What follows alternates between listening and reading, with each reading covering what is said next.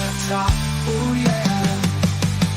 Talking wrestling, it's a wild ride. From suplexes to body slams, we got it all inside. Get ready for the excitement, the drama show.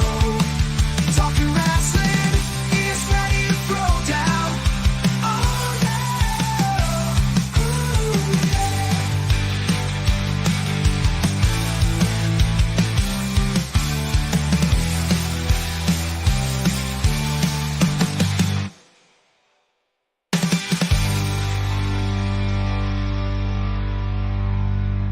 Hello and welcome to Talking Wrestling with Pondwater Dave. My name is Justin Davis and the band is back together once again this week because it's someone's birthday and it's not mine, it's not Dave's. Whose birthday?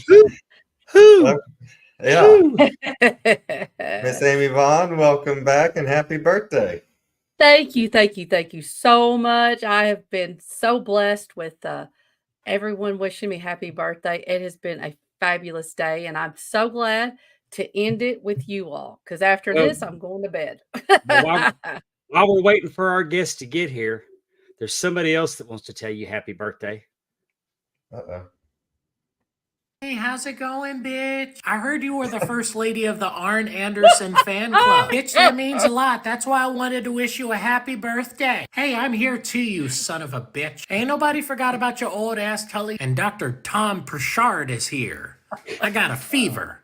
And the only prescription is more cowbell. Dude, why are you like this? What are you old ass bitches doing over here? I was under the assumption that this would be our video. And who the fuck told you that, you dumb TikToker? Yeah, that's right, we were the best to ever do this shit. Arn, with all due disrespect, you can't see me. That's right, bitch, it's our time now. Miz, you realize you wouldn't be shit if it wasn't for real world road rules challenges. I am aware of that, yes. Look, guys, why don't we just do the video together? Well, I guess that's okay, as long as you can admit that old school is better than new school. I will admit that you believe that. Thank you, John Cena. Hey, Undertaker, are you in?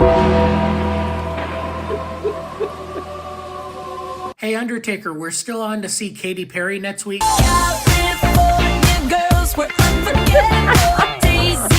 Haha, Feliz Cumpleaños, Amy. You can't see me. That is not your slogan, bitch. That was great. Happy birthday. I love that. Thank you so much. I'll text you that. I'll text it to you so you'll have it. I love Carter Anderson. He is the absolute greatest. I could watch his videos all day.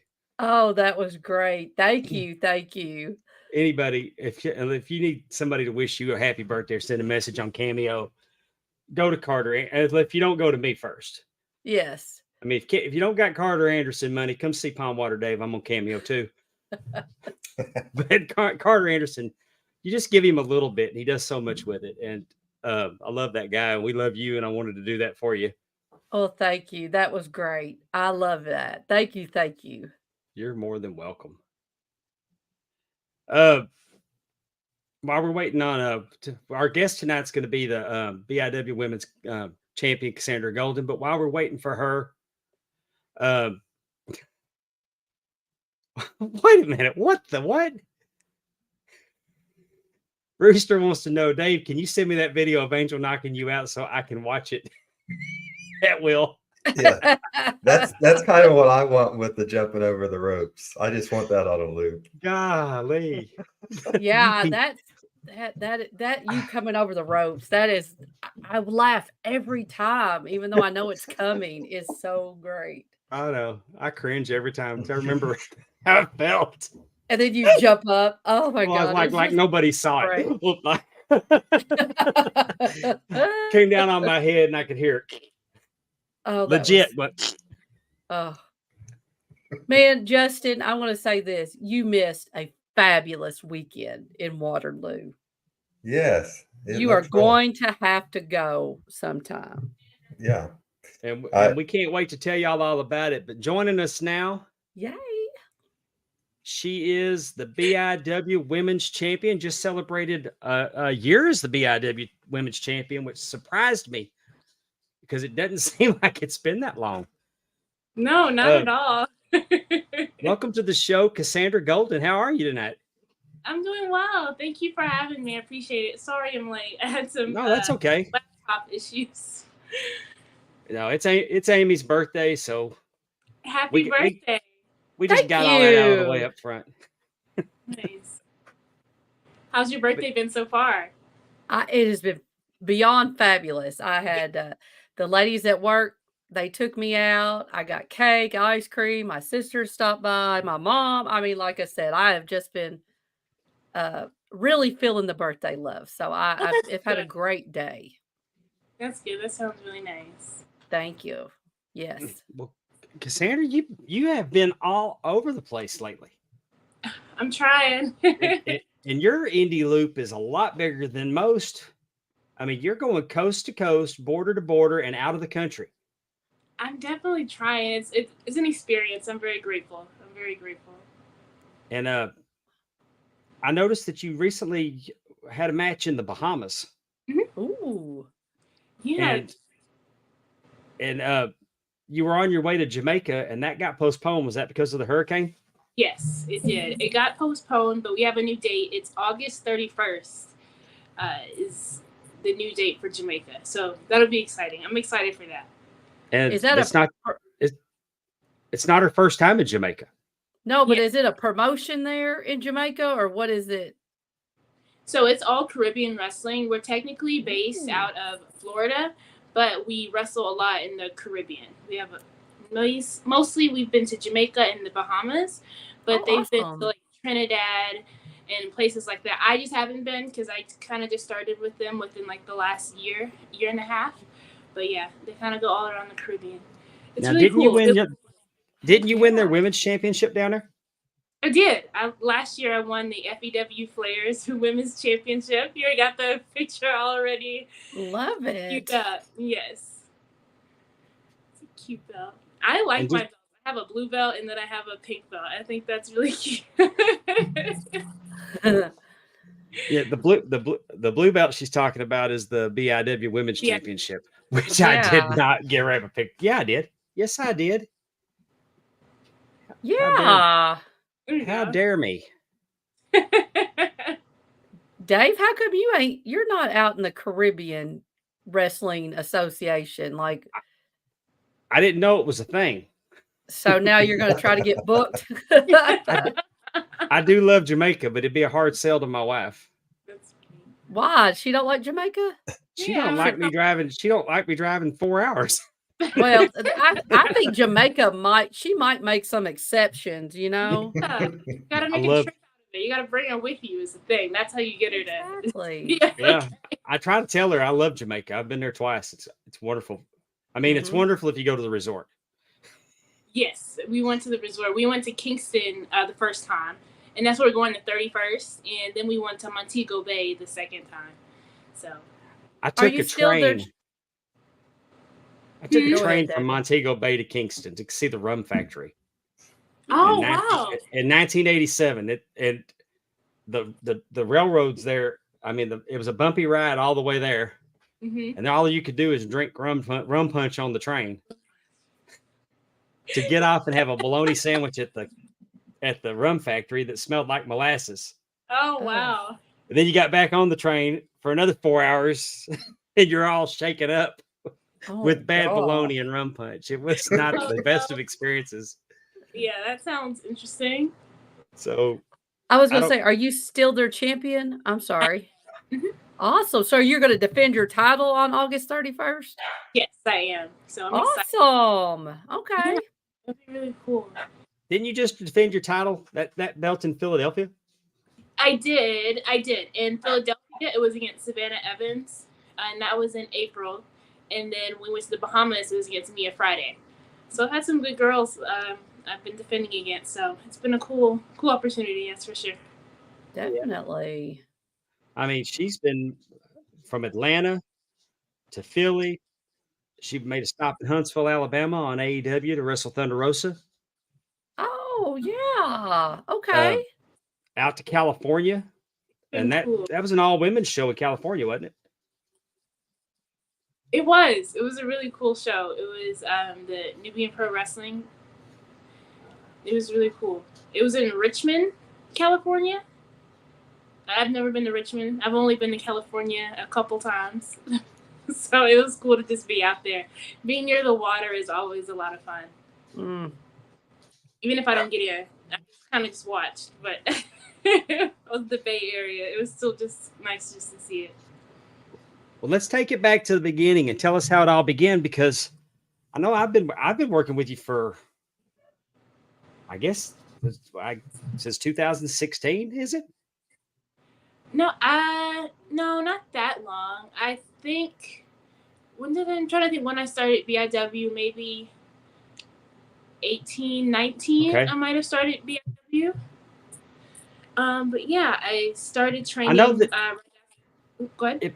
it popped up on my timeline the other day, and I was refereeing a match for you, and it was longer ago than I thought it was. Probably. Time is flying. The years are flying by. They really are. It's like, please slow down. Like, I feel like after the pandemic, everything has been flying so fast. Well, okay. So let's go on back to the beginning and tell us how it all started for you. When did you decide that you wanted to be a wrestler? How'd you get in the business? Who trained you? So I wanted to be a wrestler. I was in college, and I was like, I didn't know when I was younger. I didn't know that being an actual like wrestler was something that I could do. I had never heard of like indie wrestling. I had never known that there was like wrestling schools, things you can go to. So when I was in college, I found this school. It wasn't active anymore, so I couldn't go there. And I was like, there's wrestling schools? There's schools for this? So after I graduated college, I was like, it's now or never. Let me go ahead and try this out. I actually got trained initially by Lance Storm in Canada. That was only for like 3 months. Then I came back and I went to Arkansas. That's where I'm from. I just live in Georgia. I went back to Arkansas and I trained with Action Jackson. He's definitely a big trainer of mine. And then after I stayed there when did I leave? I left for Georgia in 2019, and then I went to the Power Factory in Atlanta with QT Marshall. Awesome. I mean, Is that Action Mike Jackson? Is that who you're talking about? Or who? You said Action Jackson. No, who? no. That's my name, Jonathan Holt Action Jackson. I love Mike Jackson too, though. I Action don't put Jackson. it past Mike to train that, but I wasn't for sure if that's if that's the person you're talking about. Oh, no. I worked with Action Jackson a lot in Texas. Uh-huh. He goes back to the Sportatorium days. Okay. I Okay. mean, I'm back when James was there too, and but feel I like worked with there's him a lot at PCW. He Okay. he main evented Tim, our good friend Tim, the AMW shows as well. Oh, okay. Okay. Yeah. I didn't know that he had left Texas and was training. So, I think it's two different ones. There's like one in Texas, and there's one in Arkansas. You probably know the one in Arkansas too, but I know there's like one that's been in Texas for a very long time. okay. Yeah. So Well, I learned something new. What, I knew it wasn't Action Mike Jackson. what was it like training at Lance Storm's school? it was really cool. It was a really cool experience. Very different. I had never done anything like that before. A lot of us were very new to wrestling or just to anything really athletic in general. I played soccer in high school, but that had been several years removed at that point. So I had never really done anything like that before. And I still keep up with some of the people today. I see them online. I think it's such a cool thing just to say, oh my gosh, like where we started from and like where we are today. But meeting him was really interesting. He's actually very funny. He has as you would expect, a very dry sense of humor. I've heard he's a very good coach. So I just wondered what that and you're the first person that we've talked to that's gone to that, gone to Canada for training. Yeah. So I just wondered what that was like. So that's awesome. Yeah. For 3 months. Yeah, exactly. So he's very big on like the basics and the fundamentals, which I think you would expect from him. So it was a really cool experience. We would start out with, I want to say, a little bit of like workout exercise circuits, then run the ropes, and then we would go straight into like regular training bump type things. Was 3 months like the cycle, or you know what I mean? Like, is that how long that particular? Oh, that's awesome. That's cool. Yes. So I think he would have it like maybe probably 2 to 3 sessions a year. Mm-hmm. I went in the summer because I was like, I do not want to deal with no Canadian winter. I was like, Exactly. I was like, I can't do it. I can't do it. What part of Canada were you in? Calgary. Calgary, Alberta. I've been to Canada once, but I went to Quebec, which is the east. And just the week I spent there was quite a bit of culture shock. So I can only imagine what spending 3 months in Canada is like. Definitely. Like I've never ridden a bus before. We rode the bus. I had to ride 2 buses from where I was living to go to training. I remember the first day, like after training, I was like knocked out. Me and my roommate, we were just like knocked out on the bus. They was like, y'all gotta get off. But we were just exhausted. I was like, oh my goodness, I've like never done anything like this before. So it was cool. Well, it makes sense that when you have that kind of foundation as to why you're so good on the mat. Oh, thank you. Welcome. Tell us, I mean, you said you were in college and you decided to give professional wrestling a try. So I have to assume that you were a fan. Yes. And if so, what was your fandom? I mean, what's your key wrestling fandom? See, whenever I first started, I thought Shelton Benjamin was like the coolest thing ever. He was just doing all these like cool moves. He was so athletic. You know, you probably couldn't tell because I don't do any of those things. I probably couldn't do any of that if I tried, or like break my neck trying. But I love me some Shelton Benjamin growing up. I love jazz. I love Victoria too. Of course, I love The Rock. Those are probably like some of my favorites growing up. Humble brag, I saw Shelton and Jazz this weekend. Did you? Oh, that is so cool. They were at the Hall of Fame. The what? They were at the Wrestling Hall of Fame this weekend in Iowa. That? That's right. That is. I saw him too, Dave. No, I was there too. That's really cool. How was that? Oh, it was great. I think anybody that has anything to do with professional wrestling, whether they're a fan or in the business, should go to Waterloo, Iowa, and experience that at least one time. It was fabulous. I mean, it was a really good time. It has the amateur wrestling, it has the pro wrestling. It's just the history of it, and there's just so much there.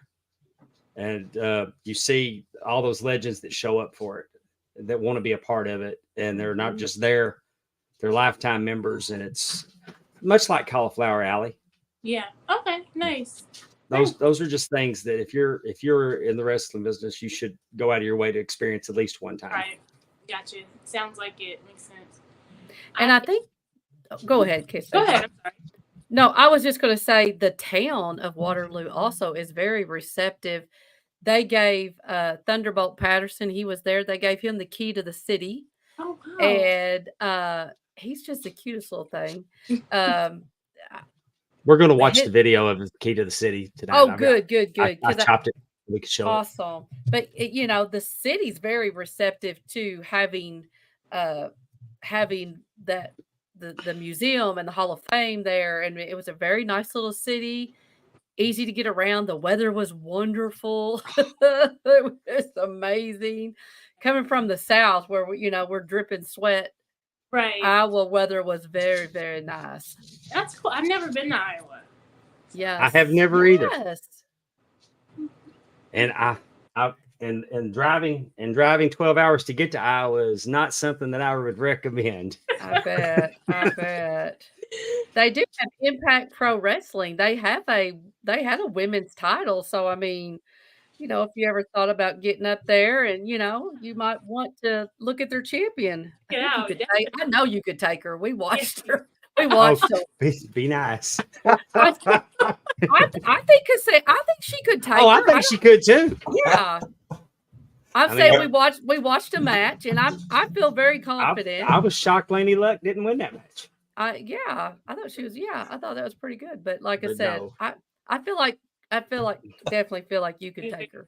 Gotcha. You it was got that. I'll check it was it out. a good night of. I mean, it was just a great time, and capping it off with nine wrestling matches, and there was some legends mixed in, and Mm-hmm.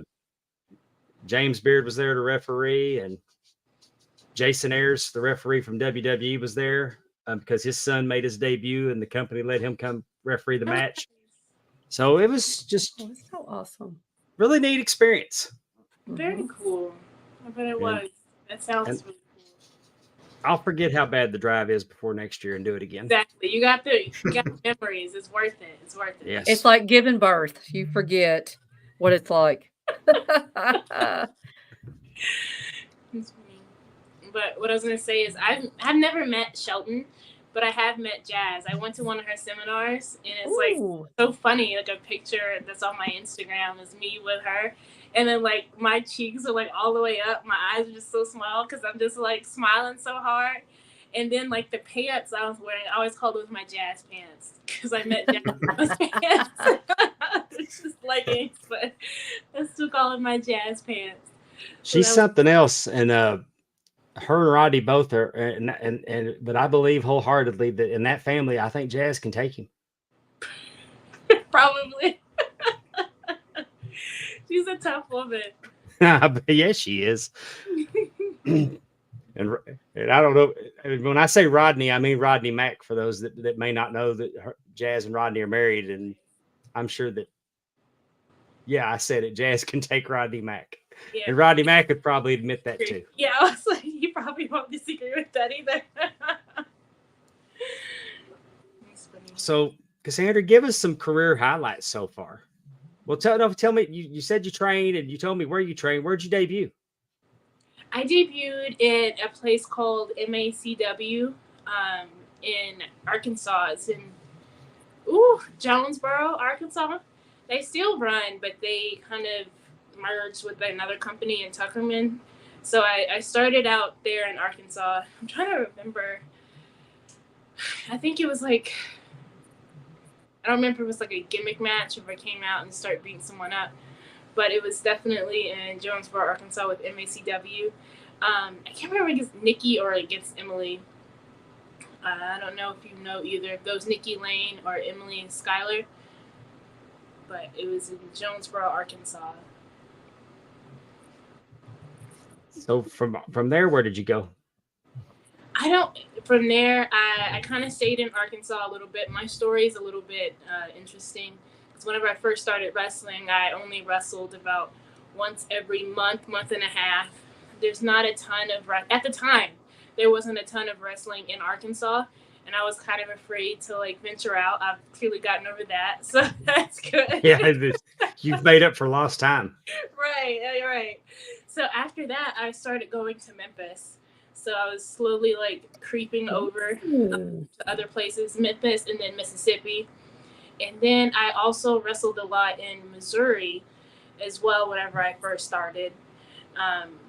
It was like committed to wrestling. I wrestled at Kevin Lawler's show whenever I first started, Wildfire Wrestling. I would also wrestle at a place called CCW a lot whenever I first started. They are in Cape Girardeau, Missouri. They have a place called Taco John's. Whenever I go up there, I used to always want to eat some Taco John's. I love. I saw the sign. I know. You know, after this week, I'm familiar with all the exits in Missouri. Hey, we got Taco John's up here. It's not Heck bad. yeah, I love Taco John's. I love Taco John's. It's so good. So like every time I would go up there, I was like, I get to wrestle and give me some Taco John's. It's so good. Now you mentioned going to Memphis. Memphis has a television show. They do weekly television, if I'm not mistaken. Mhm. Did Lance Storm or Action Jackson prepare you for television wrestling, or was that something you had to learn? Because it's different wrestling on television than it is just a regular show. That is something that I had to learn. I think as you go through, I've been on TV before Memphis, so I think that's something I've kind of picked up along the way. And we would also practice that over at Power Factory as well. I did Power Factory was first in 2019, and then I started Memphis, and I want to say in 2021 maybe. So I had a little bit of experience with being on TV and how to work the cameras and things like that, as far as like hard cam and trying to face hard cam and staying out of the way. Yeah, it's completely different animals. So when I finally had my experience with it in 2022, it was like everything that I'd got comfortable with and on just spot shows was really weighing on me not to mess up. And I did not realize what a different animal it was to wrestle on a television production than just on a regular spot show. I mean, because I learned my part of the ring, but if you don't have a hard cam at a show, you tend to, you're a little looser. And you know. Right. Yeah, I'm still working on it too. I'm just like, people tell me like, work to the hard cam, work to the hard cam. I'm like, oh, sorry, because I'm just trying to focus.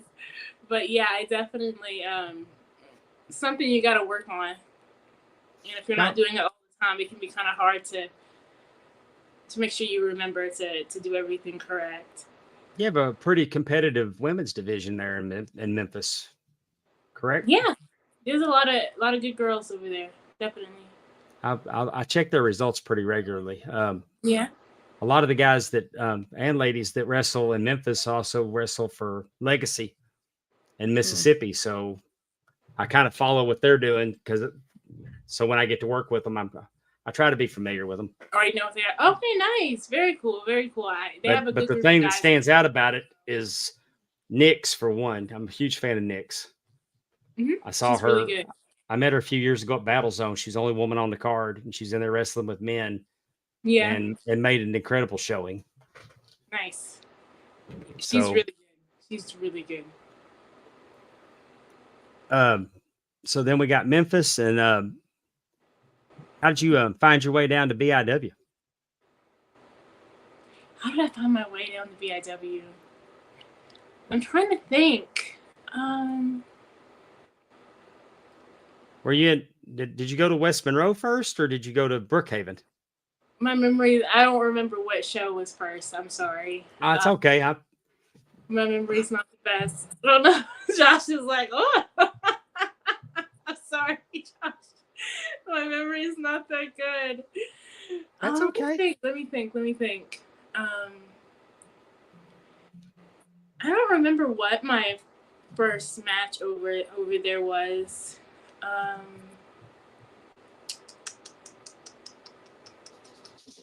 I don't remember. Hold on this.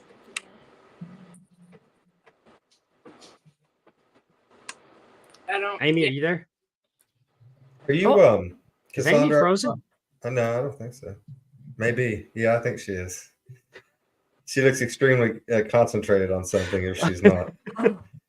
Oh no. Can y'all hear me? Yeah, we can hear you. Sorry, I noticed that I keep waiting for Amy to jump in here, and then I noticed that she's hadn't moved her head in like 2 minutes. Oh, see, I looked at my screen. I'm blacked out. My screen went black for a second. It came back up, and I was like looking at it. So, okay, I'm going to come out and come back in. All right. Are you living in Memphis, Cassandra? Nope. No, I live in Atlanta. Oh, okay. I was wanting the best Memphis food spot for. I'm always about the food. Let me think. I lived in Memphis. That's where I went to college. I actually went to college in Memphis. Oh, okay. It's a pretty good food town, Memphis. Really barbecue, yeah. I like a lot of. Did you ever eat the 100-year-old hamburger?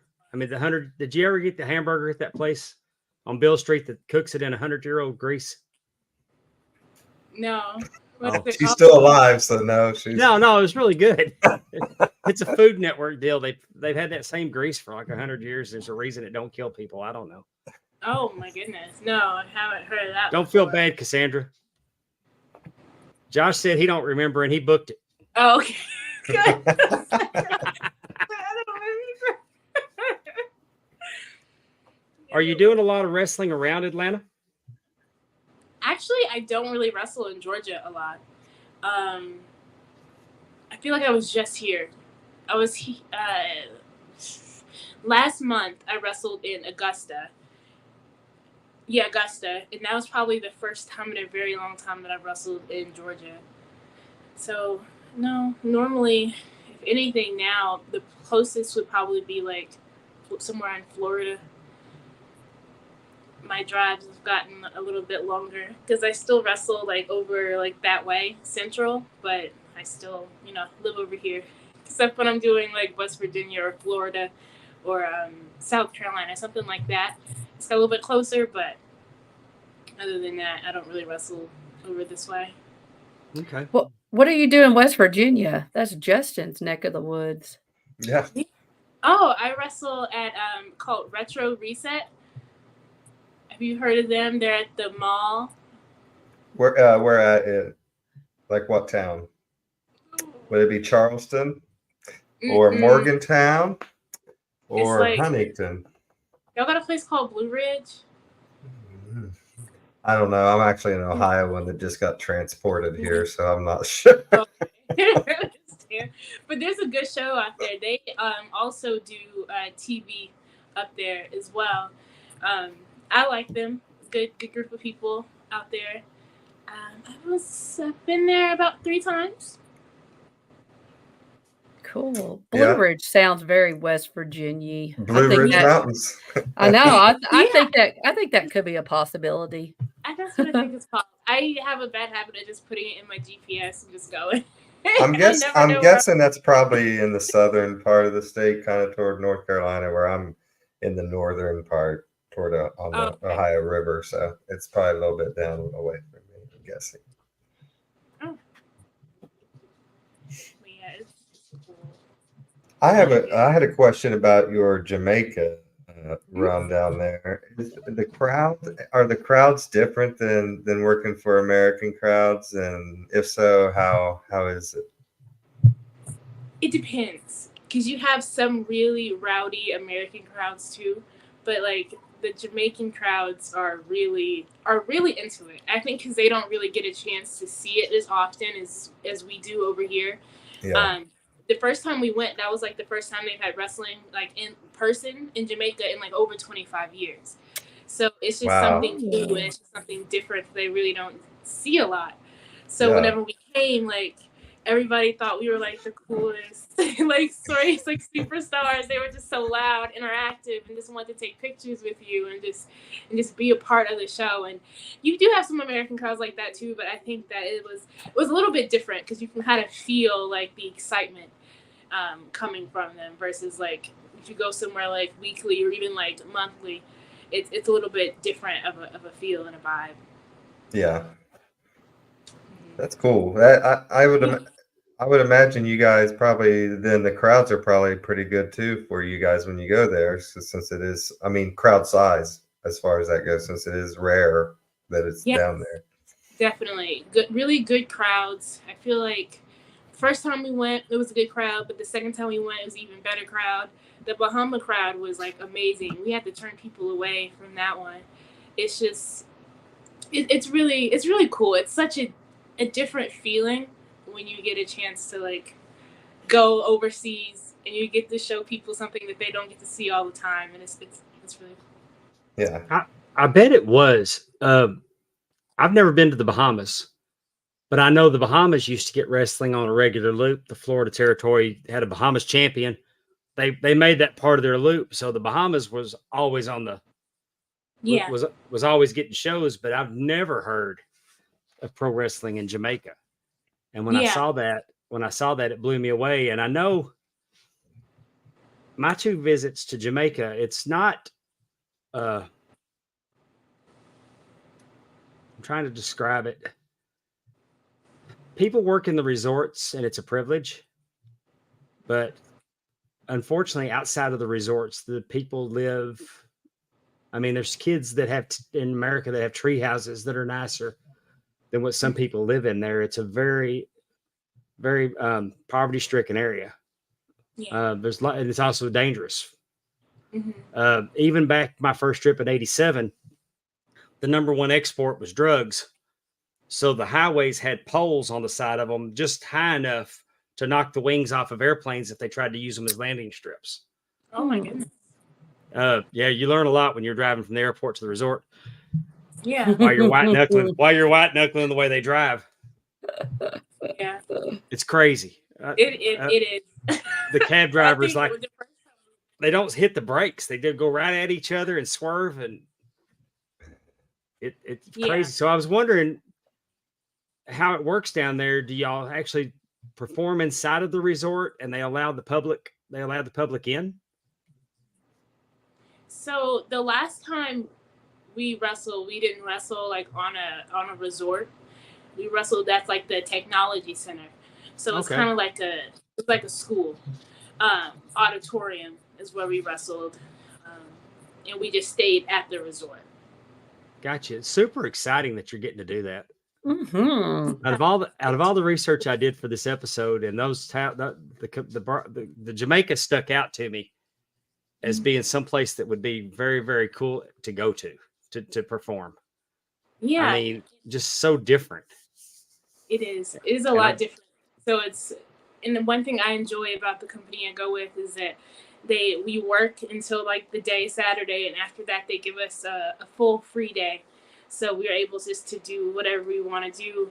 And last time I went to Jamaica, like I never kayaked before, but I was like kayaking on like the resort. That was cool. Just drinking like the rum punches, just at the beach. Just it's just cool to be able to work and then just relax the day after. So, well, when you head back down there, I highly recommend the Dirty Banana. The earlier that you get to one of the poolside bars to get one, while they still have real bananas they're putting in there, they're even better. Okay. I'll remember that. The dirty bananas. That's the move. Okay. That's the move. After my first trip down there in '87, I've avoided rum punch the rest of my life. It seems like. Oh, I bet. That's so funny. I'll try to remember that. A dirty banana. Well, I gotta know, what were you doing in Jamaica in '87? Was that a honeymoon or something? No, it was first trip I took after my daughter was born. We went, stayed in Montego Bay. It was before the bad hurricane that hit there. Just went for a vacation, and I learned everything not to do in Jamaica. And the second time I went, I didn't leave the resort. I got up on a bar stool inside the swimming pool, and I drank dirty bananas until I played sand volleyball and drank dirty bananas. Before he said bar stool, he said puh. I think he started to say pole. He was up on a pole with a dirty banana. We didn't know what. Yeah. No. Did they you fight know for you? You know what my most vivid memory of my first trip to Jamaica was, besides being sick. You did eat the nasty banana or bologna sandwich. But I was sitting in the bar drinking, eating banana chips, because I don't have potato chips, I have banana chips. And I was watching the Dallas Mavericks and the Lakers in the playoffs, and it was the game where Derek Harper dribbled the clock out, and he didn't have the lead that he thought he had. Oh yeah. Oh. Yeah. So funny what you remember. Yeah. Cassandra wasn't even born in '87. She has no idea what you're talking about. Yeah. Yeah, she probably wasn't even born in '97. You're really ancient. Well, but I need to get the information on this company that it's all Caribbean wrestling, and do they need any referees? Maybe send them my resume. Right. You rest. Yeah, you should give it a try. If you need a referee to come in and cheat for you, he is for sale, Cassandra. Right. So. My personal ref. I already know you. So that works. He's your own Danny Davis. I've been begging every promoter for years to let me be a heel ref, and they won't do it. I think I'd be okay in Jamaica. Yeah. I don't know anything about that. Oh, did you go to a nude beach the second time? The first time it was an accident. The second time, I don't maybe. Maybe. Did you know? Is that why you picked this resort to go to? Is because they had a nude beach? No. Oh, Picked a resort to go to because it was nice. it just happened to have a nude beach. Did you go? Were you on the nude beach? I did go on the nude beach. You did? I did one time. Did you feel like awkward? Very. Did you? Yes. So did everyone else around you. No. Let me tell you, Bill, I'm gonna pull the curtain back on nude beaches in Jamaica. Most people that go to nude beaches don't have no business being on nude beaches. Oh, no. That's yeah. That's usually how it works, right? Yeah. Cassandra, what is in the future for you? Hopefully, no nude beaches, unless you want it to be. But what else are you planning on doing here in coming up? Yeah, we're getting a new producer next week. If you'd like to be the producer of Talking Wrestling with Palmwater Dave, reach out to I don't know this producer. She's got some palmwaterdave@yahoo.com. Send me.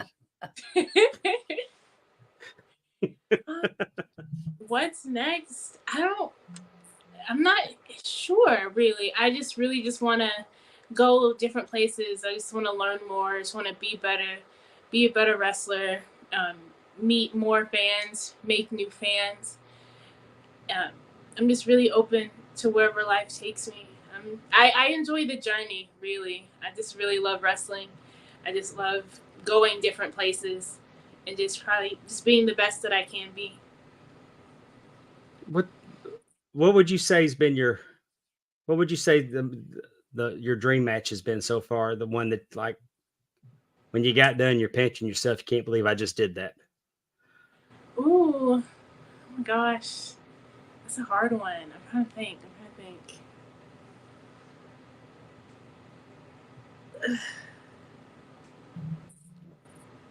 So probably the biggest one is the time that I wrestled Sheeta on AEW. And this was pre-pandemic, so it was before the pandemic, and I wrestled Sheeta, and it was on Dark. And that was a really cool experience because it was my first time doing like a match, like extra work, that I was actually able to have a match. I've done extra work before, but it was my first match, and I actually got some stuff in that match too. So that was really cool. And I just like went back and was like, oh my gosh, this is like the craziest thing that's probably ever happened to me.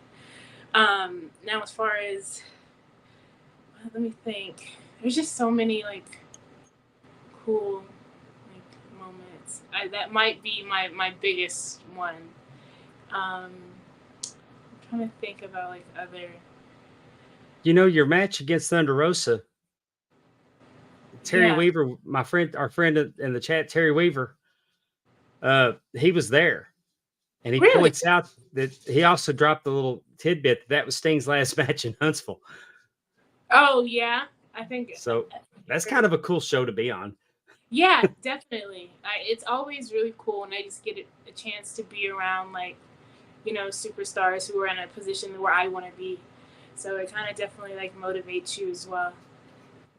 So it's a really cool situation. Have you had the opportunity to do anything with Ring of Honor? I went to a Ring of Honor taping, but I didn't have a match. Okay. So I was just backstage for that. But that was after AEW bought Ring of Honor. I didn't do anything with Ring of Honor before that. Okay. Mm-hmm. So yeah. Have you had the opportunity? Have you had the opportunity to be an extra for WWE yet? I've done that quite a few times. I'm trying to think. I was on there. I know I did it last year, and then I did it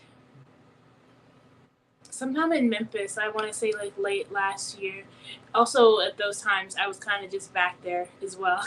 I haven't gotten a match or anything, or like a big segment. I had I've had 2 small segments with WWE, but I haven't had like a match or anything. But I'm always grateful for the opportunity. Did you at least get the free catering? I mean, at least you got something out of it. Yeah, it's amazing. Catering's amazing. It's like There you go. everything you hear about it.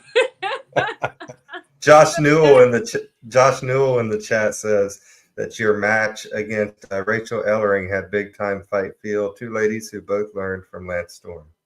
Yes, that one was also really cool. I was really excited to meet her because I don't think we've met before then. I think we had, but that was the first time that we've ever wrestled.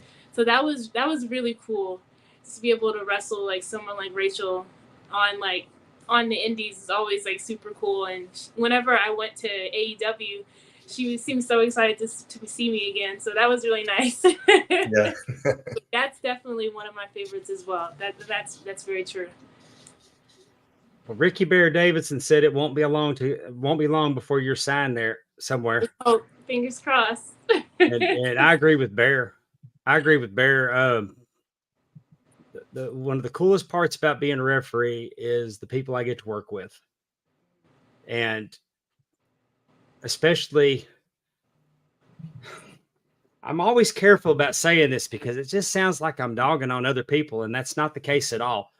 But sometimes, at certain times, different wrestlers shine brighter, and you just start seeing something that you hadn't seen before, and you're just lights on, and you're like, wow.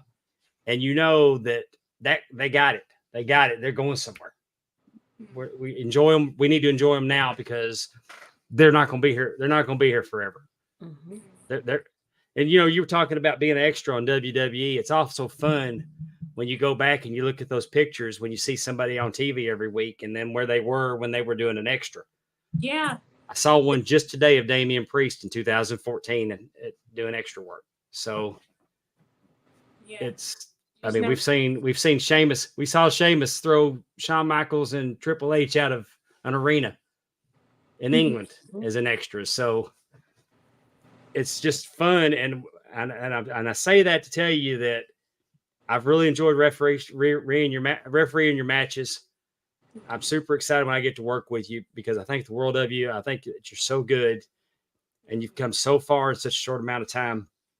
And I do truly believe that you're one we got to enjoy you while we can and especially you're in high demand.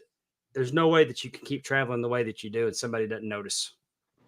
Thank you. I really appreciate that. Thank you. You're more than welcome. Dave, you've been saying that since the beginning. Like, this is not just he's mentioned that several times that I have been down to BIW with my sister and niece, and he's mentioned that you better get down here and watch her because you ain't gonna be able to see her down here much longer. Someone's gonna snatch her up. Someone's gonna snatch her up. Josh Newell says October 26th, you have her next title defense. Thank you, sir. Ooh. I'm excited. It'll be good. Do you know against who?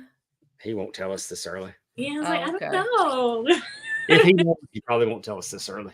That's true. That is kind of early. So, excuse me. I think there's quite a few qualification matches, I think, left. Mm-hmm. We have one at the next show, and that'll be good. Yeah, I saw it. I want to see that one, actually. I want to see that I pulled it up, and I didn't. You're not on it, so I didn't make a slide. Oh, no worries. It's Josh, who are the two ladies? Who are the two ladies that are fighting for an opportunity for? You can go ahead and throw it in the chat. You won the title from Emmy Camacho, and that was a nice little feud. Yeah. It was. We had a nice little series of matches. She's never pinned you, right? No, she has not. Well, she never beat me clean, is what it is. Raylyn versus Maya World. Yeah, so that'll be a good match for sure. So yes, definitely. Whoever out of these tournaments, but that'll be a good match. What do you have coming up? Coming up, I have a show this Saturday. IWA. It is in Mount Vernon, Illinois. I have that coming up, and then the week after that, I have. It's called TIWF. That's a tournament match for their women's championship belt.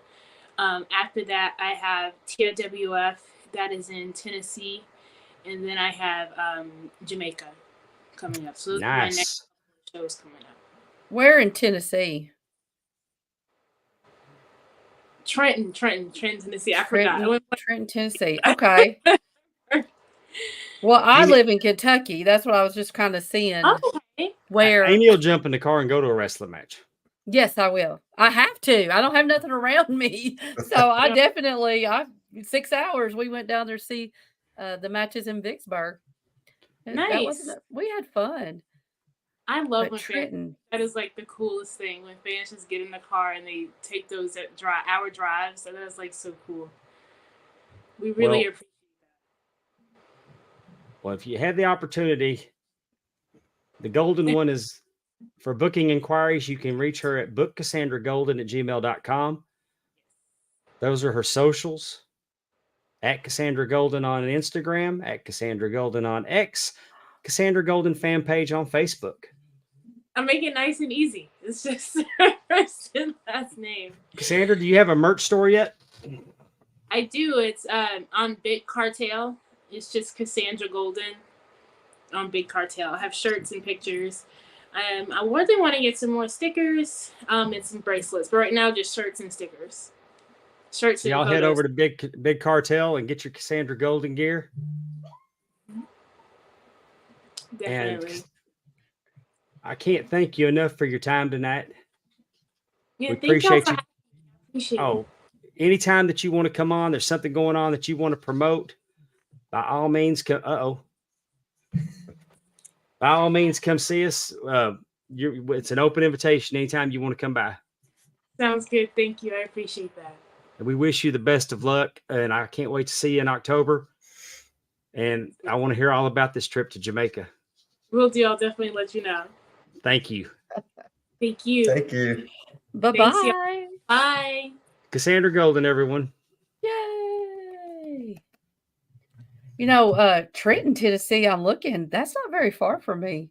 I could do that. What did she say she didn't say when. She just said that it was coming up. Trenton, Tennessee is in 2 weekends, I believe. I believe it's in 2 weekends. Oh, I can't do 2 weekends. We'll figure it out. So, Um, okay, cool. That's She'll have kind it. of cool. She'll when have she it said closer to that. the show. I'm sure that she's going to put it on her. She's going to put it on. She'll put it on her socials. Yes. Like I said, I'll she's do that. everywhere. Yeah. That's I awesome. mean- Oh, I'm sorry, Justin. Well, I was just gonna say, I just got a text from Efren, and he said, Dave, he has a special dirty banana recipe that he has just for you, and he will be sending it over. Oh my. Here we go. Today's exciting. birthdays. Go ahead, Justin. I've been talking the whole show. The producer actually told me to shut up and let y'all talk. Today's birthdays. Besides Amy Bonds, we have, of course, the co-star of what's that thing with Chris Farley? Tommy Boy. Tommy Boy, David Spade. We have Selena Gomez at 32 years old. Albert Brooks at 77. I would have thought he's older than that. George Clinton, 83. And, Mike Hoop. Mike Hoop and Alex Wheaton. There you go. And David Mike, Spade turned 60. I was going to say, Mike Hoop and I are born the same year, too. So we're really twins. So we're the same Selena age. Gomez being 32 blows my mind. I Yeah, know. since That's we're what I was talking- thinking. Don't forget in the wrestling world, David Von Erich was born on this day. I was about to say it. Well, I was teeing it since we're talking birthdays, I also wanted to wish a happy birthday. I think I'm a day or so late to Doug Halliday. And we love you, Doug, and happy birthday, brother. And Tim Tim Robinson. His birthday was yesterday. We got the birthdays are flowing here in July. They say it's your birthday. Birthdays everywhere. Shawn Michaels and Thunder Rosa. Definitely. Sean who? Well, since we mentioned Tim Robinson's birthday, I think that this is a great opportunity to mention Big Time Belts. Woohoo! Big Time Belts, Facebook.com. High quality, low prices. SWA, Queen of the South, Queen of the Summit belt came from Big Time Belts. That's one of his newer ones. And now we're going to talk about Tim Robinson's newest baby, the AMW Tag Team Championship belt. It's dual plated, bad to the bone. I love this belt. I love that eagle across it. I like how he continues to incorporate the American flags into his belts. You got wrestlers locking up on the side plates on both of them. I like that. That red leather, it hits. Got a tip. Just Got a the little tip. logo plate on there.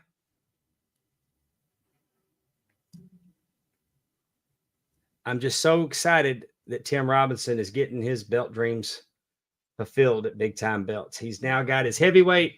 He's got his junior heavyweight. He's got his tag belt. And next up is going to be the women's. Ooh, And I can't wait to to see. I can't either because I know what the plan is, Uh-huh. and I can't spoil it. It's going to be very special. Ooh. But the point we're making, other than just putting Tim Robbins over in the middle here, is that Big Time Belts can make your belt dreams come true. Definitely. High quality, low prices. Go to facebook.com, search Big Time Belts, join the group, send them a message, tell them what you're looking for. We'll get you taken care of. You will be extremely happy. Private belt collectors use Big Time Belts. Promotions use Big Time Belts. And you should use Big Time Belts too. And we want to thank them for sponsoring our show. And tell them where you saw Big Time Belts on the Pond Water Dave show. Because I'm seeing they're hearing about them on YouTube. They're hearing about them all over the place. Make sure you throw it in there that you heard it from us. Big Dave sent you. Tell him. Yeah. Oh, okay. So the Jamaican Nude Beach Championship is going to come from Big Time Belts. Oh my! Wow, I'm going to contend for that. I think I'm going to throw my hat. I cannot believe it. I mean, I wasn't like strutting ass around the nude beach or anything. It was like I got where I was supposed to be. I got what I was supposed to do, and I didn't move. So you went there purposely to walk around naked?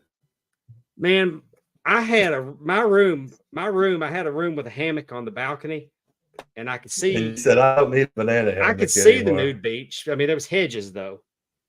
Yeah. But I'll go ahead since she brought it up. I'll tell you the story. When we went, there was like 2 other couples on the beach. One of them left pretty quick, and it was not my wife. I mean, it was not Stephanie.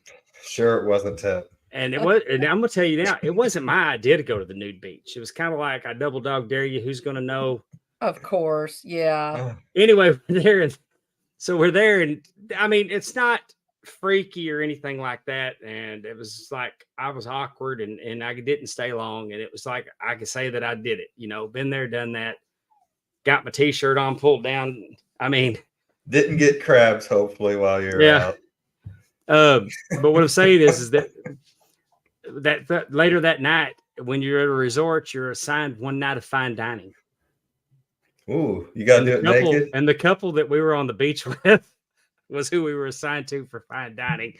So we're all sitting at the table, and he sits down, and we're all looking at each other. He goes, "I'm gonna call your mom and tell her what you did today." And that kind of broke the ice. We all had a good laugh about it. Wow. Yeah, there it is. Dave got crabs after drinking a dirty banana. Look at the way he's covering himself up. Like even now, you see how he had his arms like. You know, I never went to a nude beach, but I did have a nude or a beach streaking incident one time on my senior trip to Myrtle Beach, and they I streaked down the beach at night, and someone up in the hotel room put a big huge spotlight on me and followed me as I was running. And then my friends wouldn't give me my clothes back, so I was just kind of like, yeah, it was quite an experience. So I just started beating one of them up until I got my underwear at least back. So, do they dare you to do it, or you I think it was. It was probably a mixture of a half dare and a half a case of beer inside of my body. Well, Me and my ex-wife went to Jamaica, and we played indoor soccer. And on Sunday night, we had an indoor game, and she tore her ACL and her meniscus. Jeez. And we left for Jamaica on Monday. So she's hobbling around the island on crutches. Right. So I'd play sand volleyball in the morning, and somebody would come down and get married on the beach, so we'd have to stop. So we Well, watched that the would have wedding. been good if you did sand volleyball on the nude beach. No. So what I'm Things saying is, jiggled around everywhere. and then I'd go to the swimming pool, and I would sit on the bar stool in the swim up bar and drink dirty bananas.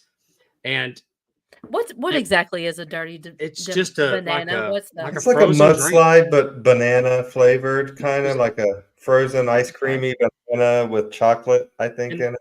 And they And- give them to you in these little cups like you would get in the lunchroom at elementary school. Okay. And I'm just sitting there drinking them. Like, I mean, if I told you I drank 60 of them in a day, They ran out of bananas in Jamaica. yeah, I mean, that's what I say. You get early, they still got bananas to blend in them, but they can artificially get it where you need to be. And but I mean, I'm not exaggerating when I'm sitting. I'm telling you, I'm drinking these things. But we're all sitting. There's a bunch of guys sitting at the bar inside the pool, and the storms come because you get a rainstorm about once a day in Jamaica. Yeah. The storms came in. There's lightning in the area. Mm-hmm. And everybody in the resorts goes to their room. Well, when the sun came back out, all of a sudden there was a line of wives by the pool with their arms crossed because me and there's like 5 other of the husbands were still sitting in that water during a lightning storm, drinking dirty bananas in Jamaica. And then I walked down the beach to the, they called it the, can't remember what they called it, but basically you walk down there and you give a guy $10 and he'd catch a lobster and cook it for you right there, jerk style. So I would go down and get me $10 jerk. Okay. Sounds lobster. about right. Lobster. Sure. He jerked a lobster and then he had a dirty banana. 60 dirty bananas At later. least. No, I mean, Sure. I'm not exaggerating. It was just one right after the other. And we're talking about sitting on that bar stool inside that swimming pool for hours. I was just going to think, I'm just thinking about the cost. Like, how many, if you did 60? Well, he was going to say till she froze. Justin's froze too. I'm froze again? I'm not on my end. Oh, I'm not either. Okay. I was just making sure. anyway. So I think we need to get to the task at hand, the big elephant of the room, which is the trip to Iowa this weekend. Efren's been hanging on every sentence waiting to hear about this Iowa trip for this whole show. It was incredible. Mhm. If you would, Stephanie, go ahead and put up the Hall of Fame slide 1. Ooh. The one that says HOF 1. Oh, crap. Throw one up and I'll tell you if that's it. It'll be the one where the first picture. That ain't it.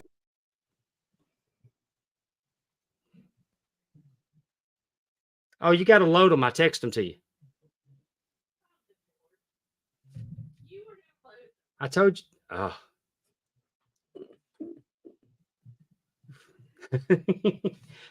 Oh.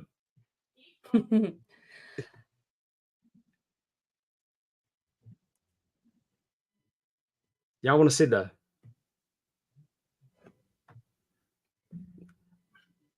two things happened at the Hall of Fame. They made it Claw Day.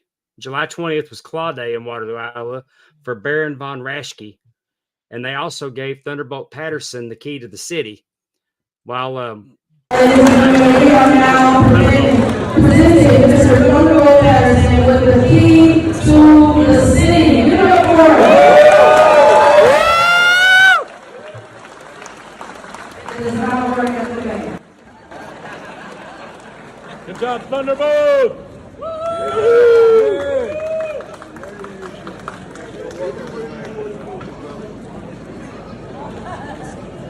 Chad, look up.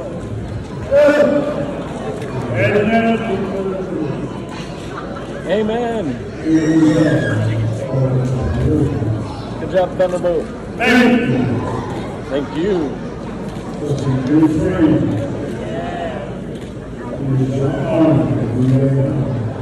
Amen.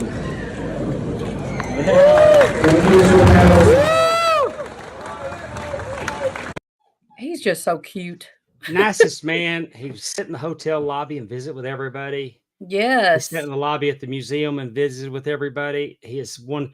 I met him in 2008 with Ole Anderson. Him and Ole. I got to pick my picture taken with him and Ole.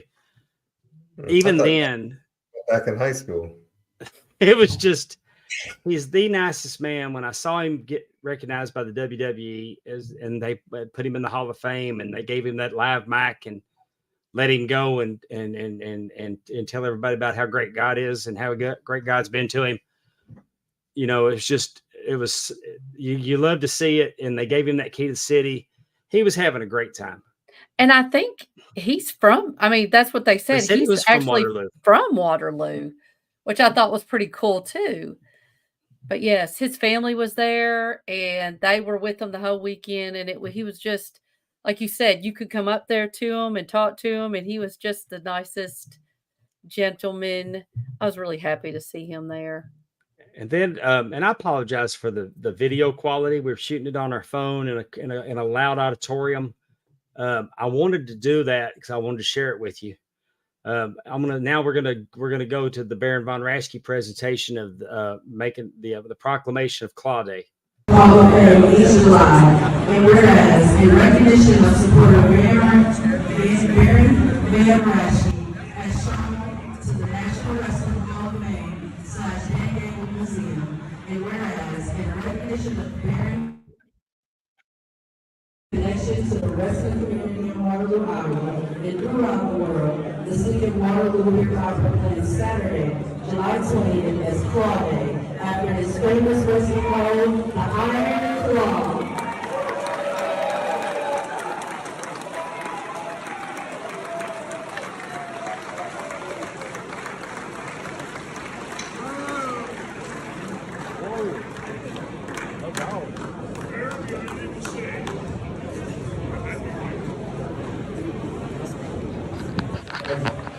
I didn't get that lady's name, but she was with the, I think she's on city council of the city of Iowa. Waterloo.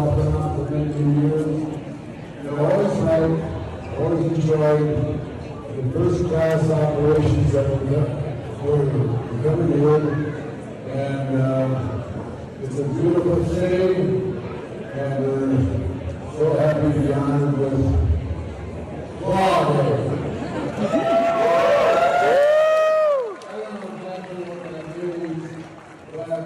Claw Day, and I'm very grateful that you recognize the Claw. And that is all the people of Waterloo need to know. Yeah!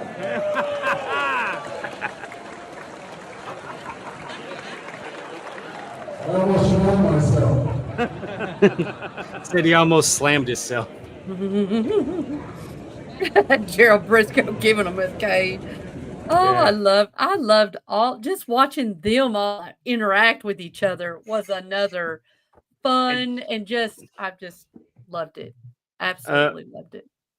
And Baron, Efren says that Baron looks fab, and Baron does look fabulous. He, I saw him a few years ago in St. Louis.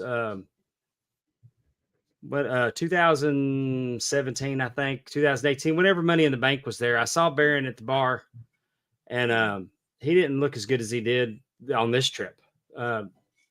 Real personable. I got to ride the elevator with him one time. We had a nice little conversation. The lady incorrectly called it the Iron Claw. Baron does not call it the Iron Claw. He calls it the Claw. Iron Claw is specific to Fritz von Erich's trademark. But I mean, that's the claw hold. Most people use the claw. I'm just pointing it out because Baron calls it the claw. They actually, there was a person at the museum that has a traveling museum from Nebraska wrestling. And you'd be surprised how many wrestlers come from Nebraska. And he had a real nice display, but he had a mold.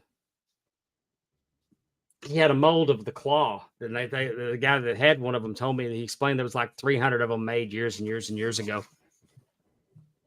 I know wrestling legend Little Jimmy Sorensen's from Nebraska, as you all know. Yep. Former NWO champion, I think. Had lunch with Jimmy. Had lunch with Jimmy Saturday. Had lunch with Jimmy Saturday, and we went to this brewery.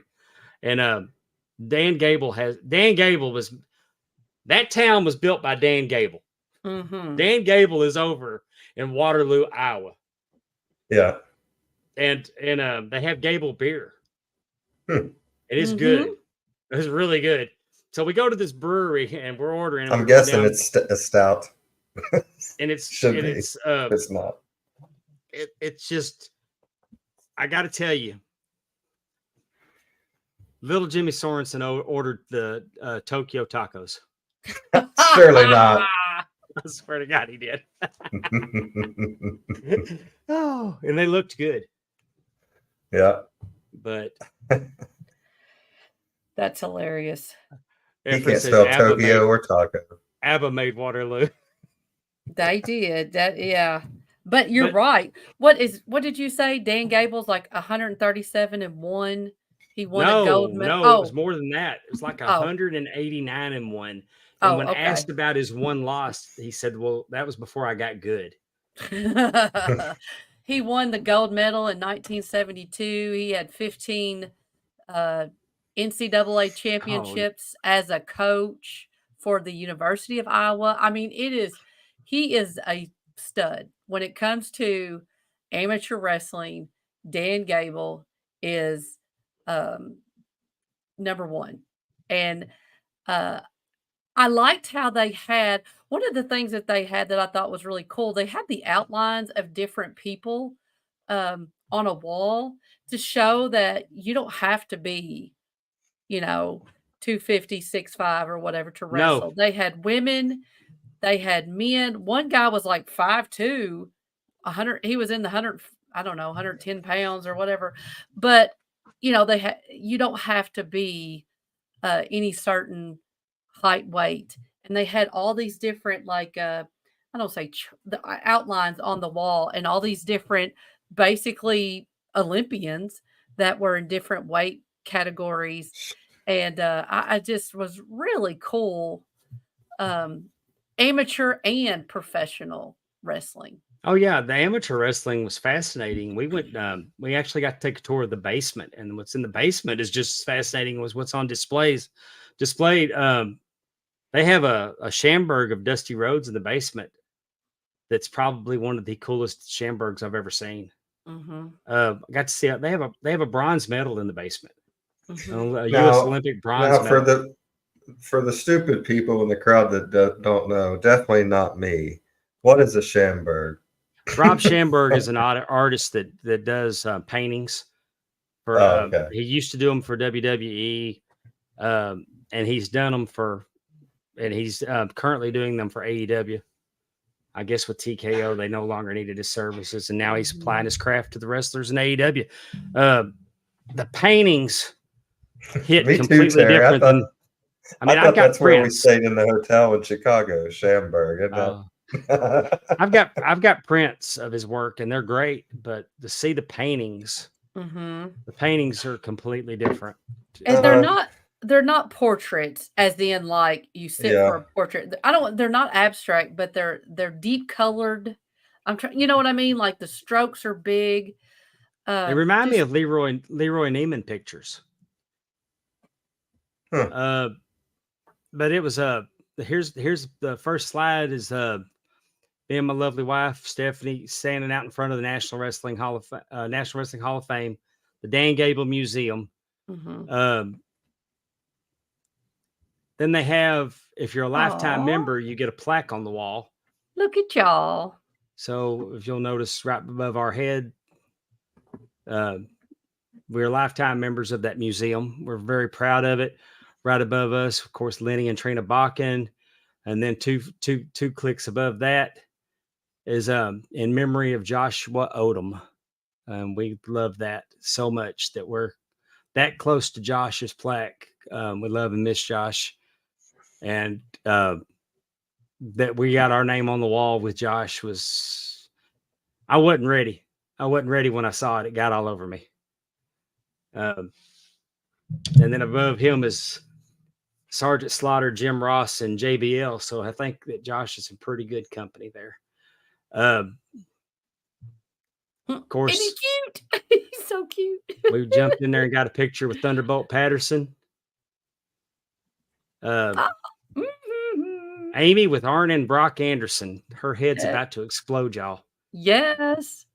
Amy's head is actually Amy's head is somehow bigger than Arn's in that picture, and Arn's is the size of a watermelon. Aren't they cute? No. I got to spend some time with Brock. He's a really super cool kid. I got to watch him wrestle too, and he talks like his daddy. He's got his daddy's cadence. He's like a reincarnation of he's Arn. much more enthusiastic Arn Anderson in the ring, though. Tell us about your interactions with the Andersons, Amy. It was great. So, how I just love, first off, I love that, I mean, this sounds silly, but they both were like, Amy, like they know who I am. And I know that sounds kind of silly, but, I got to meet, Arn's wife, Erin, this time, which was really cool. She came and to be with them this weekend, so I got to talk to her. And great lady. Oh yes, and it's just it's really cool because Brock. I'm kind of jumping just a tad bit ahead, but I'll let you know. Brock was the one who gave the speech to induct his dad, Arn, and he kind of choked up a little bit when he was talking. And Arn always talks about the wives are the ones that are really the true heroes, and when it comes to the wrestling. And I mean, you could see this family, how close and how loving, and just how they made it work, and it just Arn's right about the wives. He's right. I mean, when he said it, I turned and looked at mine, and he reiterated it when he did the podcast with JBL and Mr. Briscoe. Bryant, that's not a fair question because I absolutely love both. I got to meet Dr. Tom's wife. Dr. Tom is also super sweet, man. I got, I know Dave got one too, but I got my very own action figure of Dr. Tom as a heavenly body, and he signed it. There he is. And I love it. Oops, sorry. I can't tell. I got one too. Oh yeah, there's Dr. Tom. And I wore my shirt. He was very happy to see that. Again, just to tell you how great Dr. Tom is. So one time he was on with Paul, and Dr. Tom had the same shirt on that I have on, and it's purple, which is my favorite color. So I was asking how to get that shirt, and he's like, "Oh, just go to the website or whatever." I said, "Yeah, but they don't have purple." And I said, "That's what I was looking for." And he's like, "Oh, they don't make purple. That was only for the trainers that came in to Jacob Pritchard Wrestling Academy." And do you know that he had that shirt made and sent to me? Yeah. Everybody says that they'd take a bullet for Tom and put one in Bruce. Or he's Fat Boy's brother. Were you? Yeah. That was great. That was great. Sorry. Dan Gable. I was lucky enough to get my picture taken with Mr. Gable. We had a nice little conversation. He asked me where I was from, where I grew up. He's trying so hard to get amateur wrestling in high schools, in the school systems all across the country. So he's not just, he's an active coach. A lot of people just think that it is in every school, but it's not. It was not an option for me when I was a kid. Me either. It wasn't in my school, but it's in the school that I work at now. I mean, I think my grandson and my granddaughter both would be excellent at it. My granddaughter would be a champ. Exactly. Because she's a competitor. Well, and it's open for everybody. Like we kind of talked about. It's all different weight classes. It's all different. Wrestling has no You know, size. exactly. We just started women's high school wrestling in Ohio, and at the school I work at, we have one, and she actually did really well this last year in the tournament. She went almost to the state, I think, or to the state. Mm-hmm. So I would have rather had women. I'd rather had girls wrestling in high school than that girls rodeo team. yeah. Oh well, it was Texas now, don't you? I got ain't team roped and Texas. tied up and put in the trunk of a car. Of course you did. But that's a story for another day. He kind of Here's liked Stephanie it. with Yeah, it's kind of like your nude beach conversation. okay. Yeah, Bruce. Stephanie just told me that Bruce's daughter wrestled Oh, cool. in Texas. This Of ain't course, Texas. here's Stephanie with Brock. Oh, ain't he cute? He's Uh, a sweet boy. And here's a picture of us at the museum with some of our friends. Just want to reiterate that wrestling friends are the best. Yes. You can meet your friends. I mean, the Hall of Fame, Cauliflower Alley, the Gathering in Charlotte. That's and before that it was the NWA Legends. But that's where that used to be our meetup spot. Then you got StarCast. There's so many wrestling conventions. They're always a good place to go meet and hang with your wrestling friends. Wrestling Mhm. friends are the best. Yes, they are. Here's Hey. Stephanie. Here's Stephanie and Mr. Briscoe before she got heat with him. Yeah, he's sweet. Oh yeah, ha ha ha. Because he didn't have his hearing aids in. Mr. Briscoe spilled. There was a fella that was getting. He had a belt that he was getting Mr. Briscoe to sign, and Mr. Briscoe was trying to get the belt to sign it, and he hit a drink with his belt and spilled his drink on his pictures. And Stephanie and this other lady were trying to shake the pictures off, and Briscoe looked up and saw that and yelled at him, "That's why you don't lean over the tables." And Stephanie yelled back at him. She said, "You did it. We're trying to help." JBL sitting there laughing his ass off. Y'all shouldn't spill Mr. Briscoe's drink or something. He was laughing. But That was fun. another picture Oh, that was a good picture. from the event in photobomb by West Briscoe. How about that? We'll take it. Yeah, we don't have heat with West Briscoe. And I do want to say Megan Nelson got to ring announce. She's the little beautiful one right there I guess the only other girl besides me and Stephanie. Oh, Victoria's in the back, but the blonde right here. Megan ring announced, and she was phenomenal. I was so happy for her to get Hey, that opportunity to do that. I was so impressed with how she handled. I was so impressed how she handled the walking around, hyping up before the show. Yes. Yes. She spoke to you, but she was going around doing like, She talked to Les Thatcher. She went over to some of the the other way that she people. handled that and the talking it up. Just she's professional. We had her on the show before. We know she's great. Yeah, she really did a phenomenal job. This was one I almost didn't do. You didn't? How come? And Stephanie told, I'm glad I went back and did it because would have been the one that I'm real bad about that after I've really overdone it at one of these things. Like food, drink. What do you mean overdone it? Like memorabilia. Oh, okay. Like buying too many meet and greets and stuff you're talking about? Yeah. Like buying signed action gotcha. figures and stuff like that.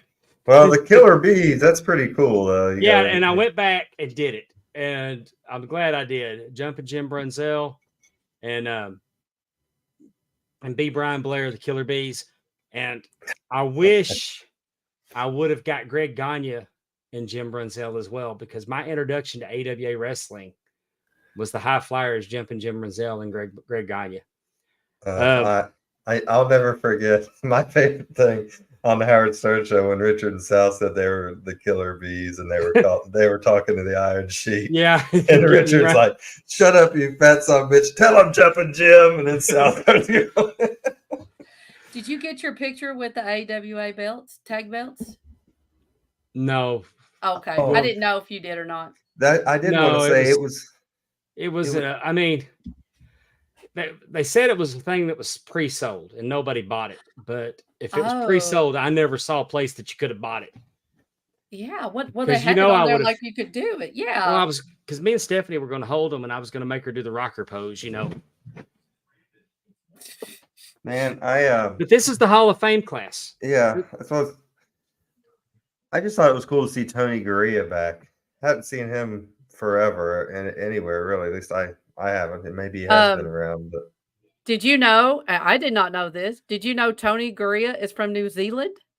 yeah. You did? I did not. Yeah. But he talked. It was fun listening to him talk. Not just because of the accent, but just he kind of told his whole little story. I did not know. Not a little story. No, he yes. Mr. T's mama that speech. Yeah, It was But good. it It wasn't was bad. good. I talked to him after the show, after the presentation, and because when I got WWE television, when we first got cable, we'd get the Madison Square Garden shows, and he was one of the first.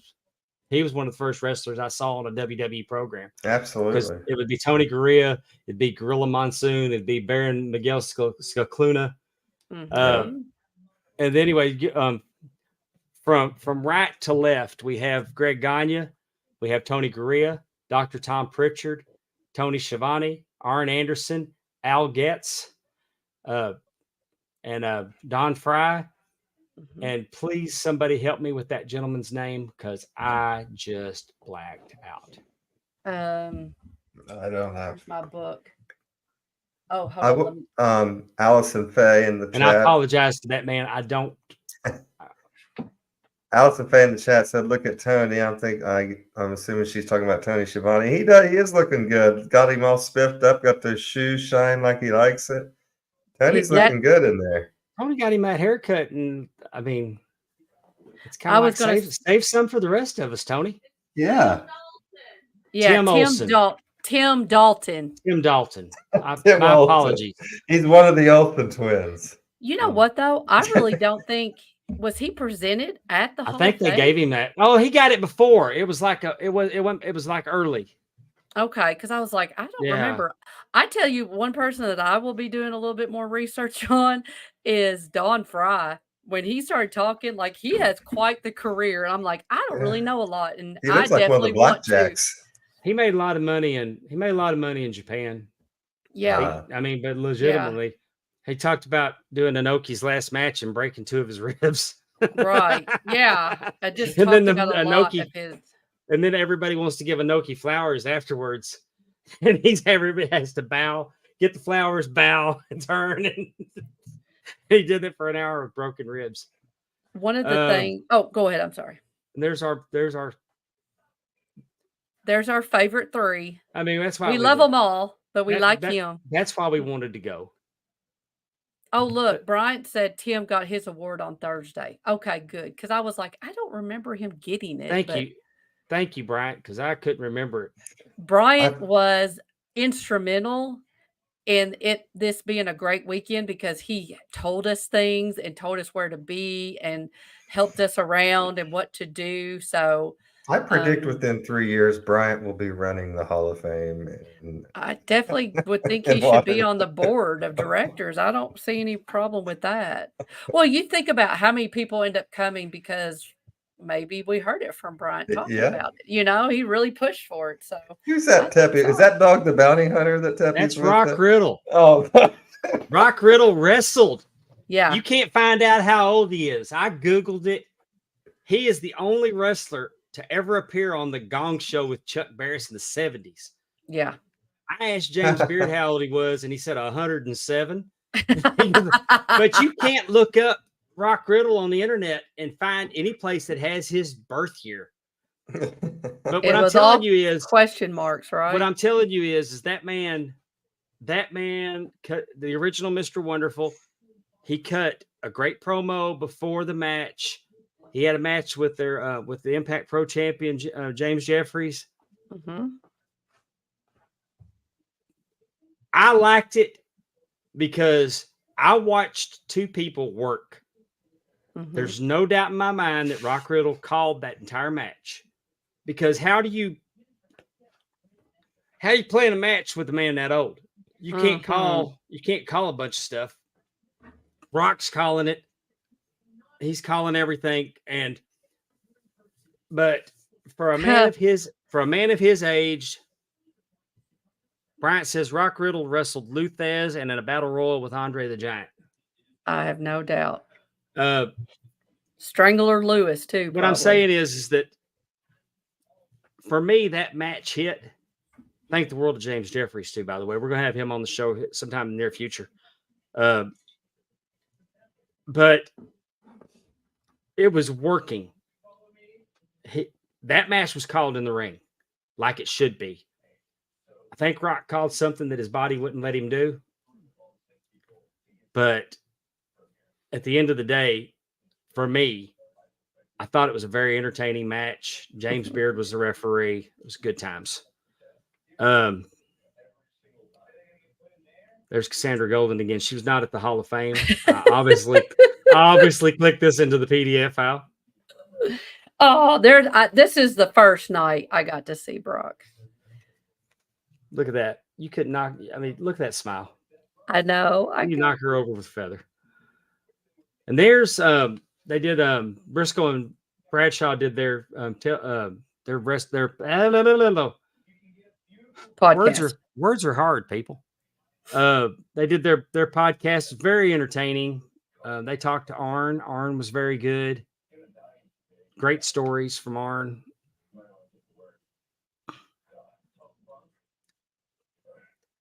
There's three friends. beautiful women right there. Palm Waters Angels. We'll call That's right. A brunette, a blonde, and a redhead. Palm Waters Angels. You guys, we're going to get you guys T-shirts that says that. That's you guys can wear them to the next. Oh, there it is. Isn't okay, that that's cool? what I was wanting to see.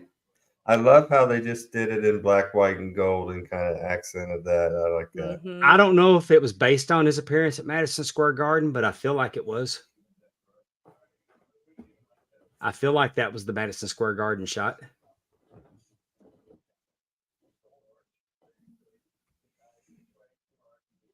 There's that silver medal that we got to see. Whose was it? Do you know? Can't remember. I was just blown away that there's an Olympic medal. Mm-hmm. Yeah, no kidding. We're about to see some here coming up in the next few weeks. The Olympics are going to be hot and heavy.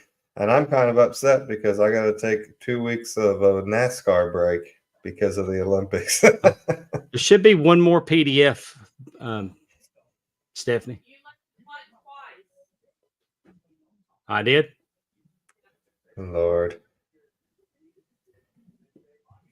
You know, shame on me 36 times.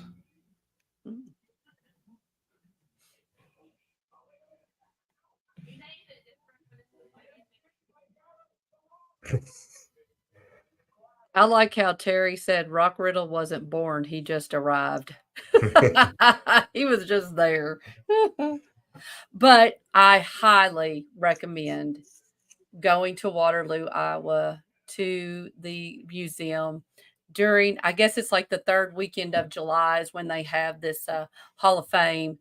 And it is definitely, I mean, my all access ticket, and I'm not a lifetime member yet, but I will be, was like $125. And you can't, I mean, the fact that I, had conversations, like I said, I got to see Gerald Briscoe and I talked to JBL in the elevator, and I talked to Nikita Koloff, and I mean, for $125, that weekend was amazing. that was worth it, right? Just Yes. that. Yeah. Just that. And now you got a whole lifetime ahead of you for $125, right? Exactly. Or do you pay that each year? Is it a yearly? I think it's a discount, like the when you're when you're a member of the Hall of Fame, or not. Well, when you're a member, it's a cheaper rate. I think you still pay like, I don't know, $75 but still, like I said, I paid $125 and one thing that Sean really liked is that it was a small group because Sean's not huge on wrestling or crowds. Right. So this was a really good time for him because That's then, how you got him to go to SummerSlam, because it was in the suite, right? exactly. Yes. Yes. He loves the suite because the bathroom's there and there's food. So he's like, okay, I can He's do not in a this. big, huge crowd that way. Exactly. And it's air conditioned, Yes. So it's just an unbelievable bargain for what you get and the interactions you get. I mean, like I said, I could not say more about it. I do want to say something real quick because I know Pondwater was in this. Greg Gagne talked about Power Town, Yes. and is it Power Town? I don't know what the Power Power Town Town Wrestling. wrestling. Okay. They're they make the action figures. Maybe we could get, maybe Stephanie can go to the internet and get do a screen grab of one of their things. But But Greg Gagne talked a little bit about the Power Town Wrestling and kind of the idea behind it and what all they had planned for it. And again, here's one of those things that my $125 paid for.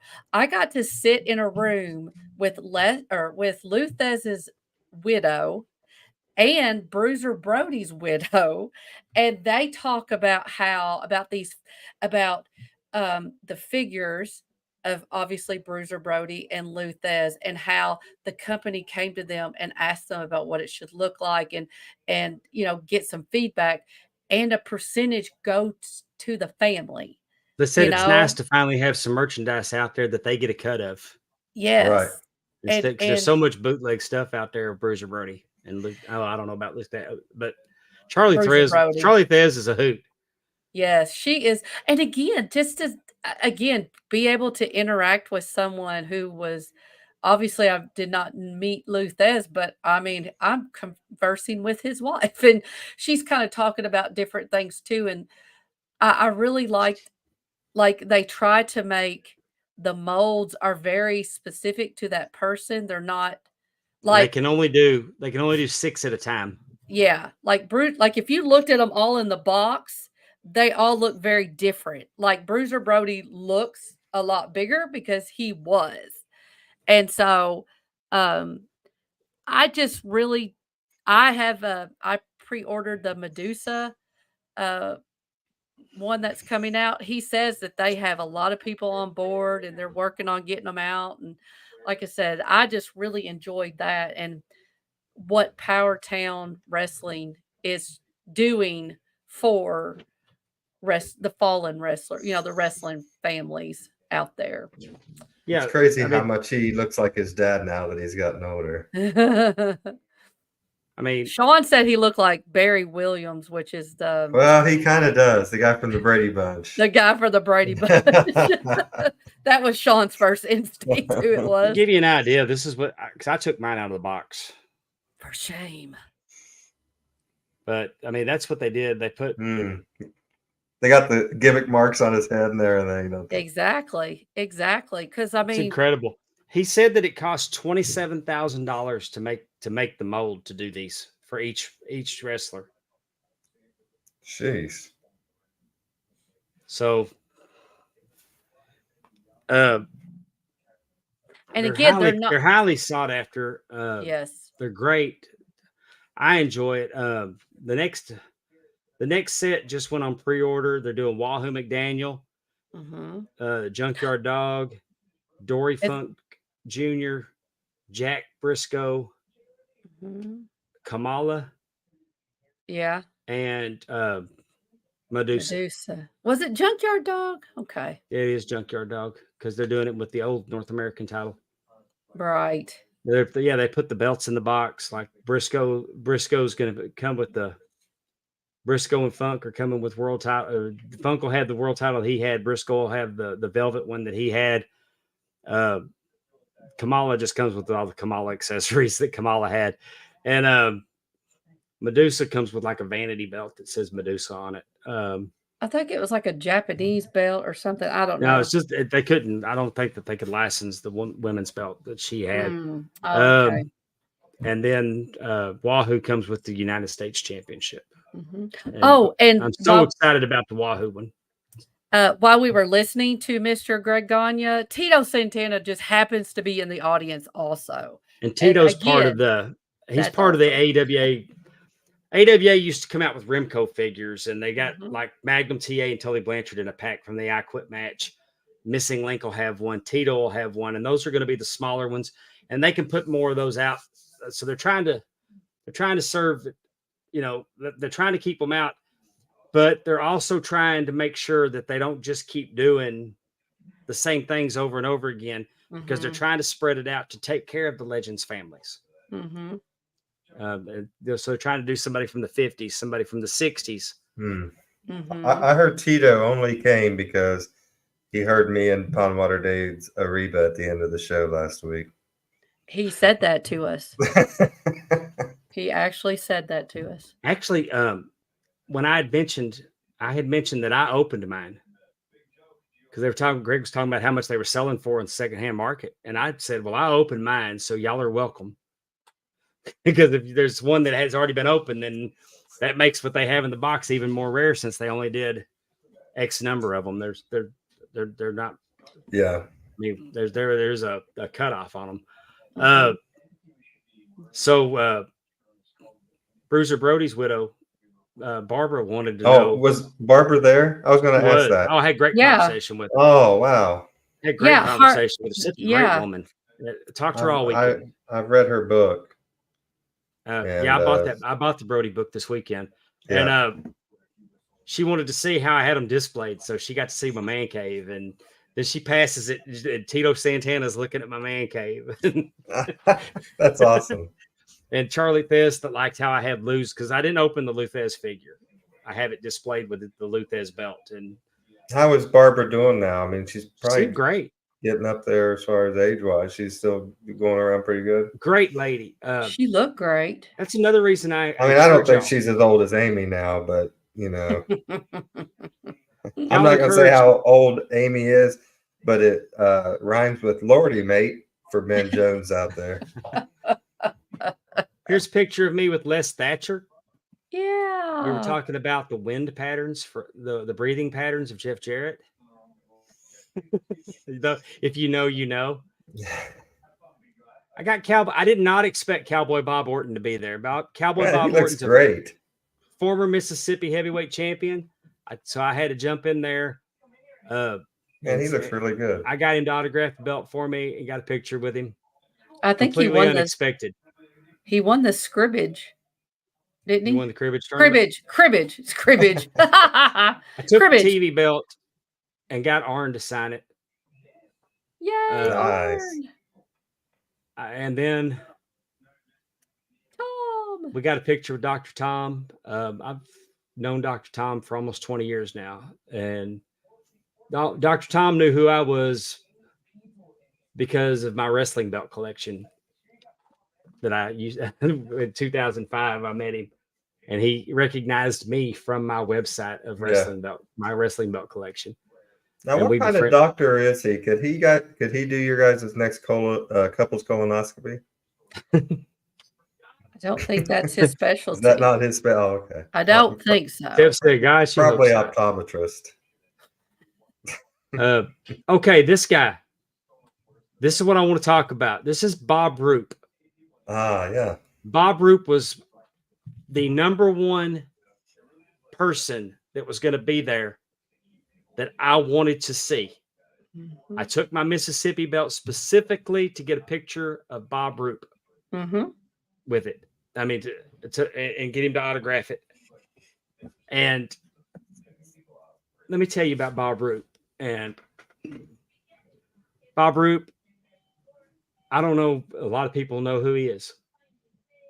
That the young people don't, and you should really try to get on the internet, watch some of his stuff from Mid-South. He was North American champion. He's Mississippi champion. He worked face. He made a hell of a heel turn. What I'm telling you is, I'll ask him to autograph the belt, and he looked at it and he pointed to Bob Orton's signature, and he said, Did you pay him to autograph that? And I said, Yes, sir. And he said, Do you mind if I ask you how much? And I don't know that Bob Roop's ever signed a belt. Oh. And I told him, he charged me $30. And he goes, Well, would you mind paying me $15 to do it? And I said, I'm fully prepared to pay you $30 to do it. Uh-huh. And he signed it, and I gave him $40. Oh. And he didn't look at it. And then I jumped in there to get a picture with him, and he turns to me and he said, I'm supposed to charge you for the picture too. And I said, Well, you told me $15 for the autograph, and I gave you $40. And he looked at it, and he looked at me. He didn't realize that I'd done that. Uh-huh. The man hugged me. Oh. And he told me that he felt like I respected him. And here's the problem with some of these conventions now is that you got guys that are going there and if you don't know, I'm 58 years old. My wrestling fandom goes back a long time. I mean, I started watching regularly in 82, which is 42 years ago. But 83 is your favorite. When I watched as a little kid, I knew who Ivan Putski was. I knew who Wahoo was. I knew who the Blackjacks were because they picked on Ivan Putski. So when you go to these and, oh, look, it's JBL. Let me go get in his line. Oh, look, it's Arn Anderson. Let me go get in his line. Oh, look, Shelton Benjamin's here. Oh, look, there's Tony Schiavone. Whose line is that? Oh, Kenny Omega wasn't there. But what I'm saying is you go to WrestleCons, WrestleCades, but there's going to be people there that you may not know who they are. Do yourself a favor while they're still here. Support them. Go up and ask for an autograph. Ask for a picture. Buy a picture of them. Buy their merchandise. And normally it's not expensive. But take a minute to talk to them. And if you don't know anything about them, take a minute to learn something about them. They're the pioneers of wrestling. Watch how they walk. Look what they've done to their bodies for us.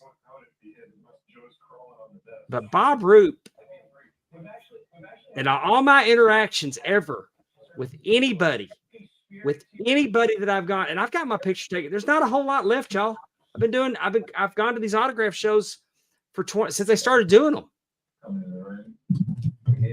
I'm just telling you that the Bob Roops of the world deserve for you to go by and just tell them thank you.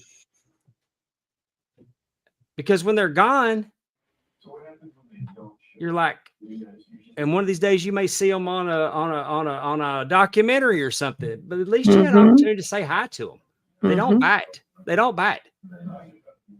And this man genuinely appreciated that that's what sticks to me is he said, I feel like you respect me. Oh.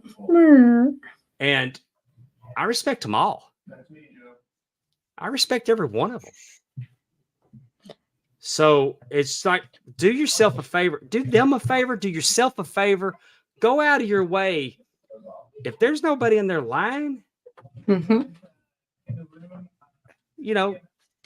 just make the effort, y'all, especially in this Hall of Fame. Go out of your way to go to it. Do it. You'll love it. In the city of Iowa, it's a nice little town. The city of Waterloo. I think this is what my friend Efren refers to as a trauma dump. I don't feel comfortable in downtown settings. As a result of being shot, I don't feel comfortable walking down in downtown settings. I mean, you're not getting me out of the hotel in Chicago walking around downtown sightseeing at night. Sure.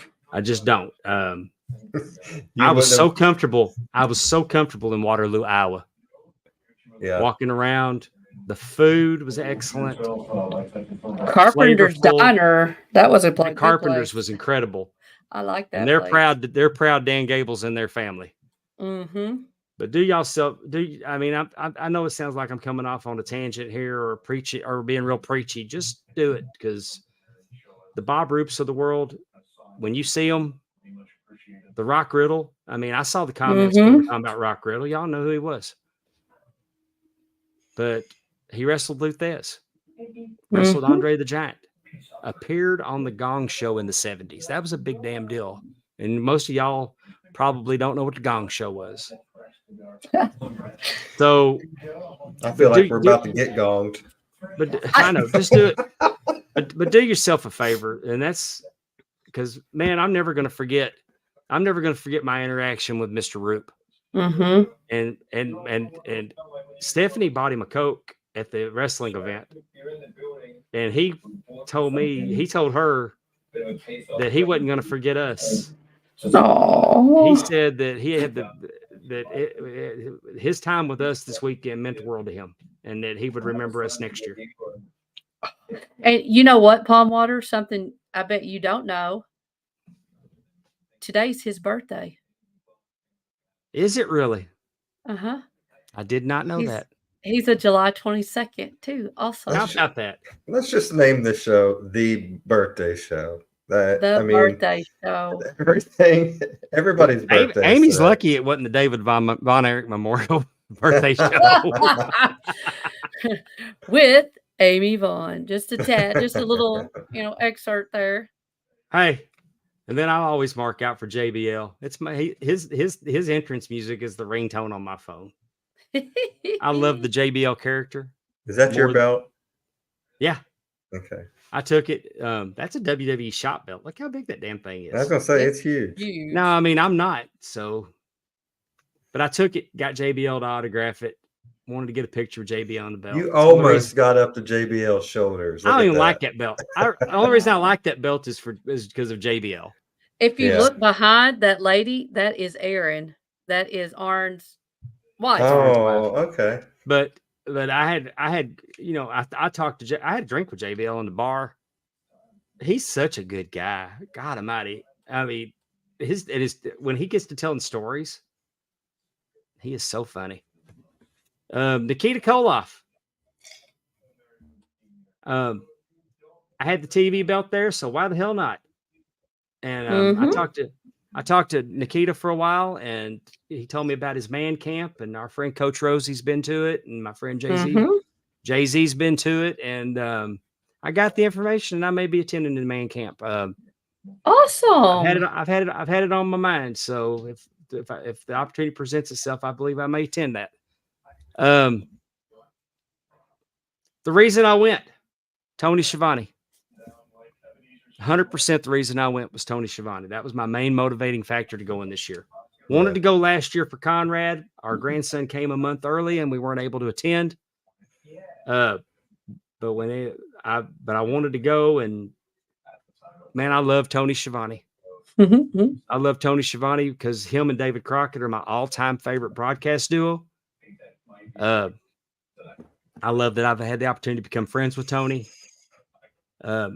The first time that I met him at Conrad's house, I was starstruck, and he almost choked to death in the basement on the podcast.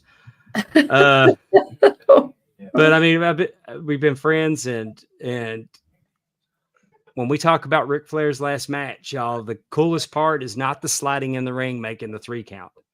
The coolest part is listening to Tony Schiavone go, "It's Super Dave. It's Super Dave." Because my favorite announcer of all time put me over strong on a broadcast. The fact that I was able to work with I don't care what y'all say, he's the greatest announcer of all time as far as I'm concerned. And the fact that I got to work with him, that he would actually get to say my name on a broadcast, that's to me, not downplaying what I got to do that night. I'm just saying that there was a lot of cool memories from coming out of that. And Tony at ringside telling me, "I can't wait for you to hear the playback." So he truly deserves to be in the Pro Wrestling Hall of Fame for the Gordon Soley Award. He worked with Gordon Soley. He worked with Jim Ross. He's worked with Conrad Thompson. So, I mean, the fact that he got that award is just tremendous. he was so proud to get it. He had his family there, Chris and Lori and some grandkids and Lois, and his sister was there. And, Mm-hmm. you know, and there was a huge glitch in the system that made air travel this weekend horrible. Oh, yeah. Horrible. There's people that didn't make it this weekend. Mhm. And I think Elkaros is still there. and he had to go to work. He had to go to work Saturday, is why the Hall of Fame was on Friday night. And I'm telling you, they had to get back. Lori had to get back to Orlando with her kids, and Tony had to get to work in Dallas. And it was a hairy situation flying this weekend. There's Miss Barbara Goodish, the widow of Bruiser There she Brody. is.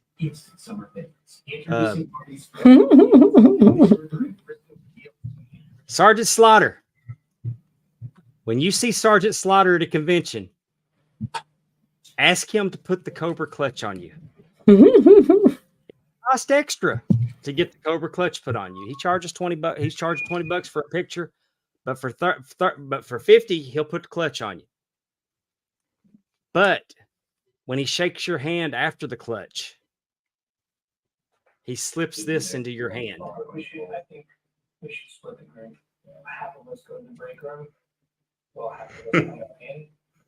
Sergeant Slaughter, WWE Hall of Fame. And then on the back of it, proud member of the Cobra Clutch Club. I like it. It's a medallion. It's metal. Yeah. That's pretty cool. It's totally worth it. Yeah, it's a challenge coin.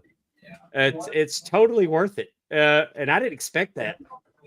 I wanted him to put the Cobra clutch on me at WrestleCade, and they said they wouldn't allow him to do it. Oh, I just thought it'd be a fun photo op, and it was.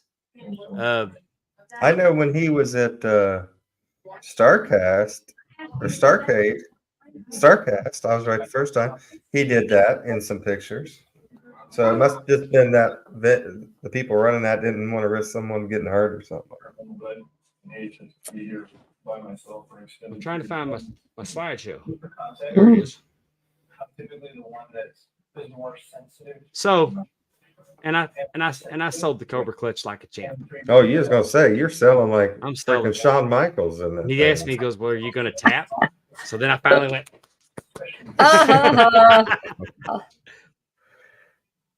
So there you go. The Hall of Fame ceremony was great. I thought the food was pretty decent. It's all right.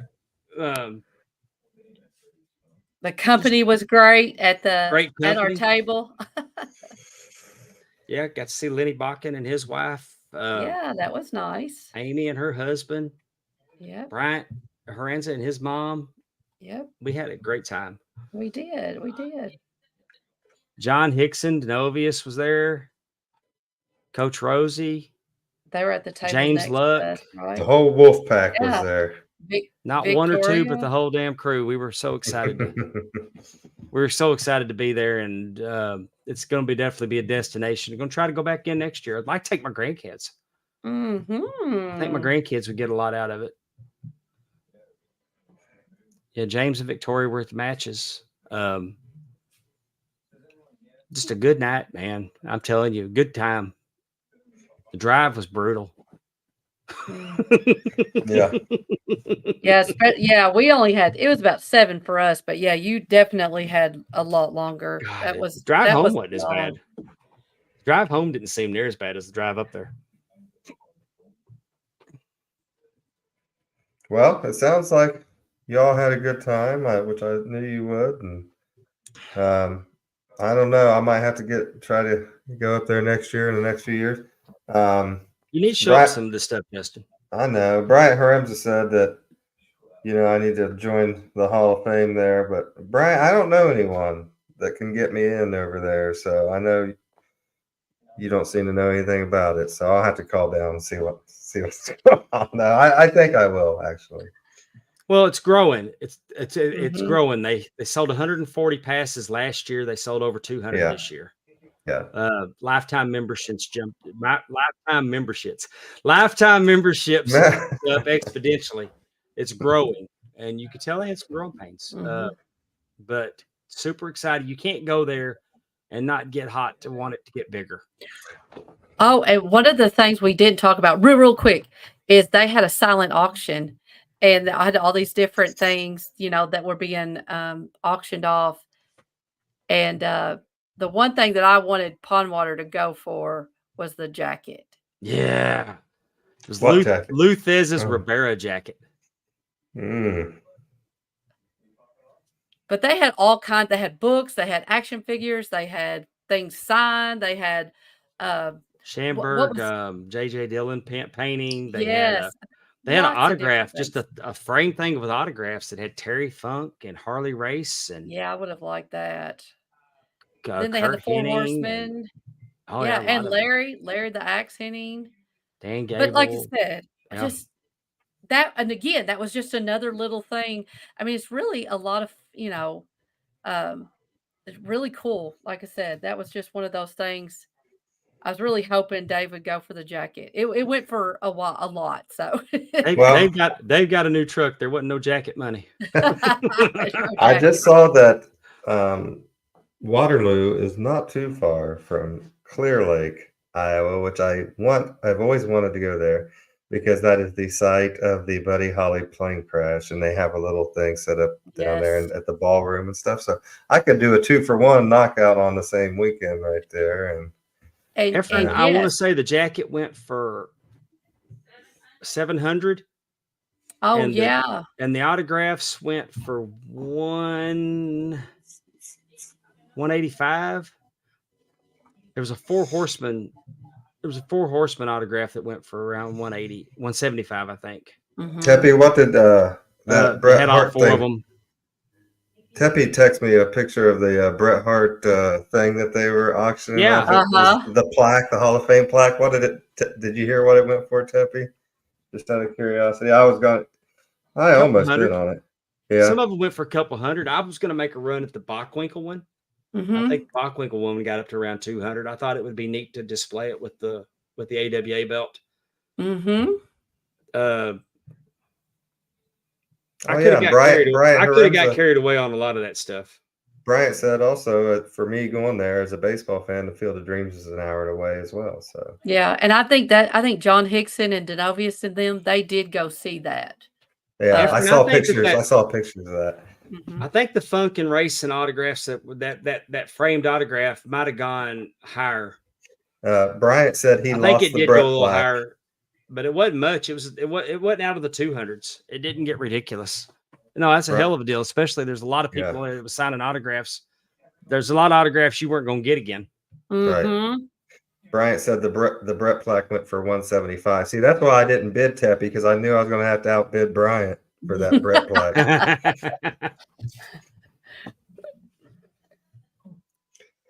All righty. We got anything else? Let's wrap it up. Yes. Oh, check everybody out. Check us out over on the Ram Network. We want Oh. to talk about that real quick. Yeah. Sorry. On the Ram Network, an audience with the belt Pope. We're about due for another episode. Going to try to crank one of those out in the next week or so.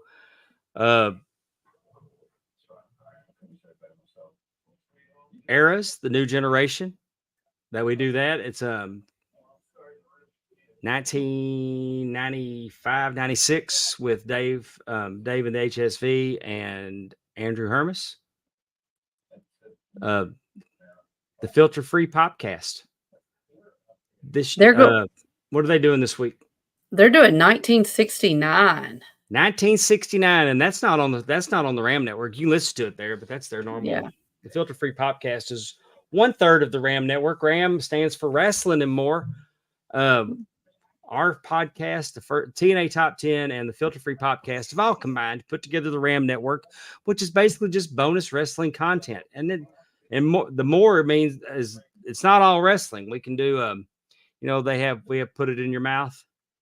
Just put it in your mouth as restaurant reviews and put that dirty banana in your mouth. I mean, yeah, we can do an episode about dirty bananas.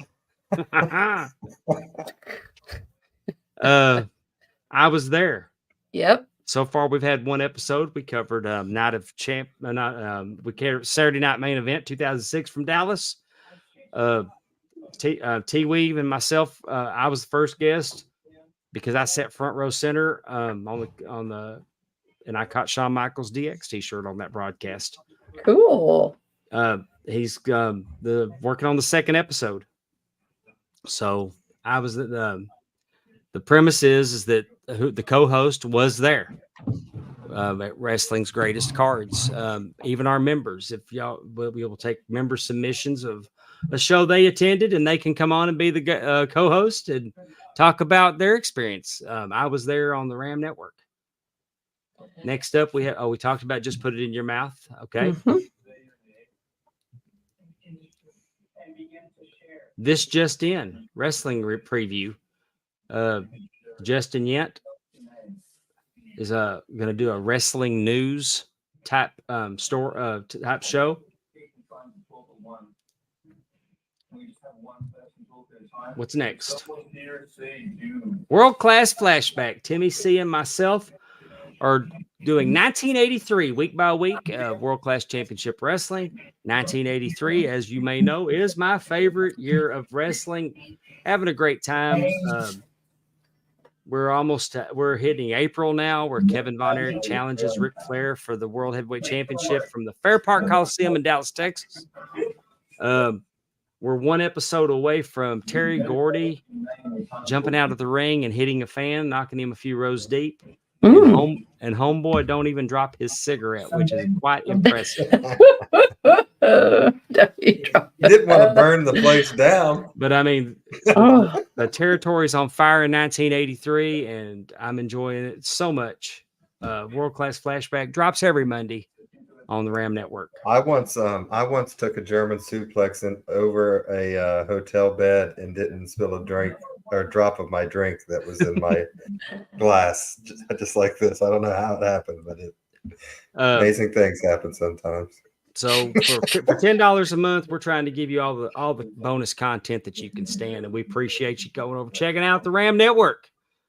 Patreon.com/Ram Network. First on TNA Top 10, Terry Weaver's letting us know that we have dropped the SEC football preview today, and we will drop the top 10 80s hair bands later in the week. This is a fun podcast to listen to, and it's going to be a lot of fun because we're entering a time in college football. This is a post Saban world. Yes, it is. Post Saban world for college football. It's going to be fun. Professional college football is in full swing. Mm-hmm. Man, it's going to be here before we know it. It's going to be an interesting season. I'm super excited about it. And Andrew. And we all know Andrew. I don't know if Andrew's on here with us, but Terry is. We all know the best football team going into the season this year is the Ohio State Buckeyes. So come get you some SEC. Actually, some things I've read statistically, Ole Miss is stacked. Yeah, Ole Miss. But I mean, until somebody beats Alabama with or without Saban, I mean, Alabama's not going to Alabama this year. I don't think Alabama's missing too much of a step this year.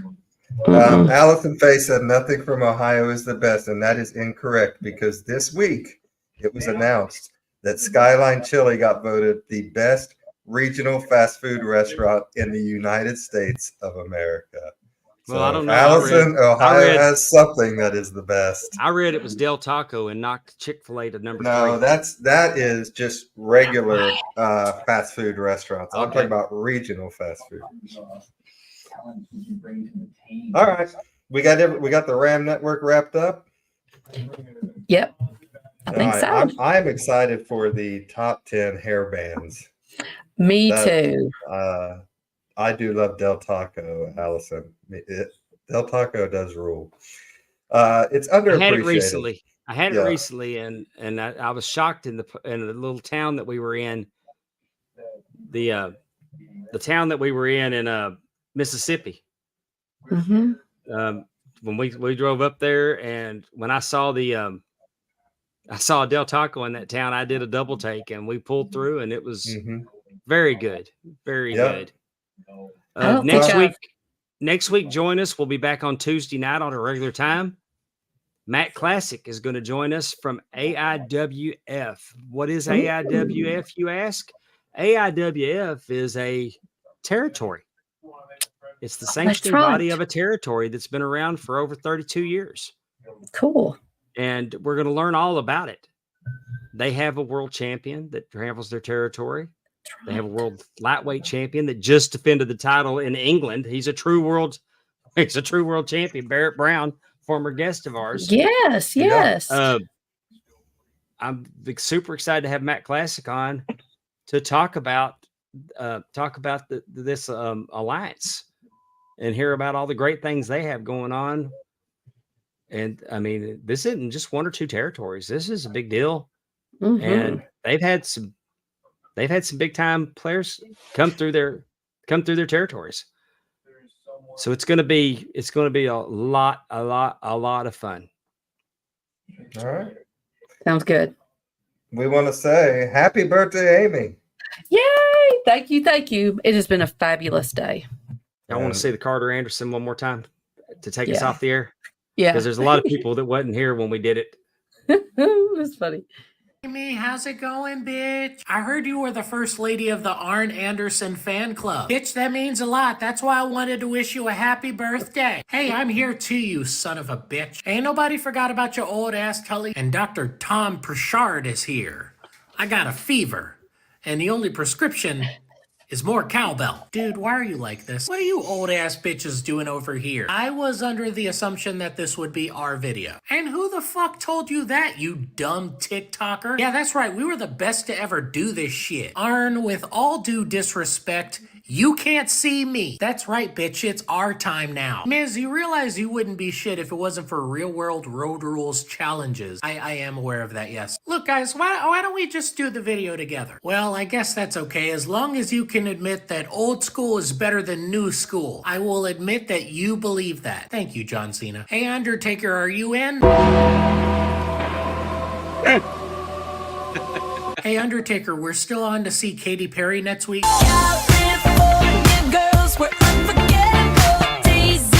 Haha, Feliz Cumpleaños, Amy. You can't see me. That is not your slogan, bitch. All right. Well, Thank join you. us next week. Thank you all that's been in the chat with us. We really appreciate you, like we say every week. Without you, we wouldn't be here doing this. So thank you all so much. For the birthday girl, Miss Amy Vaughn, for Pond Water Day, we want to thank Cassandra Golden for being with us. And I am Justin Davis saying, please take care of yourself and each other. So long, everyone. Bye-bye.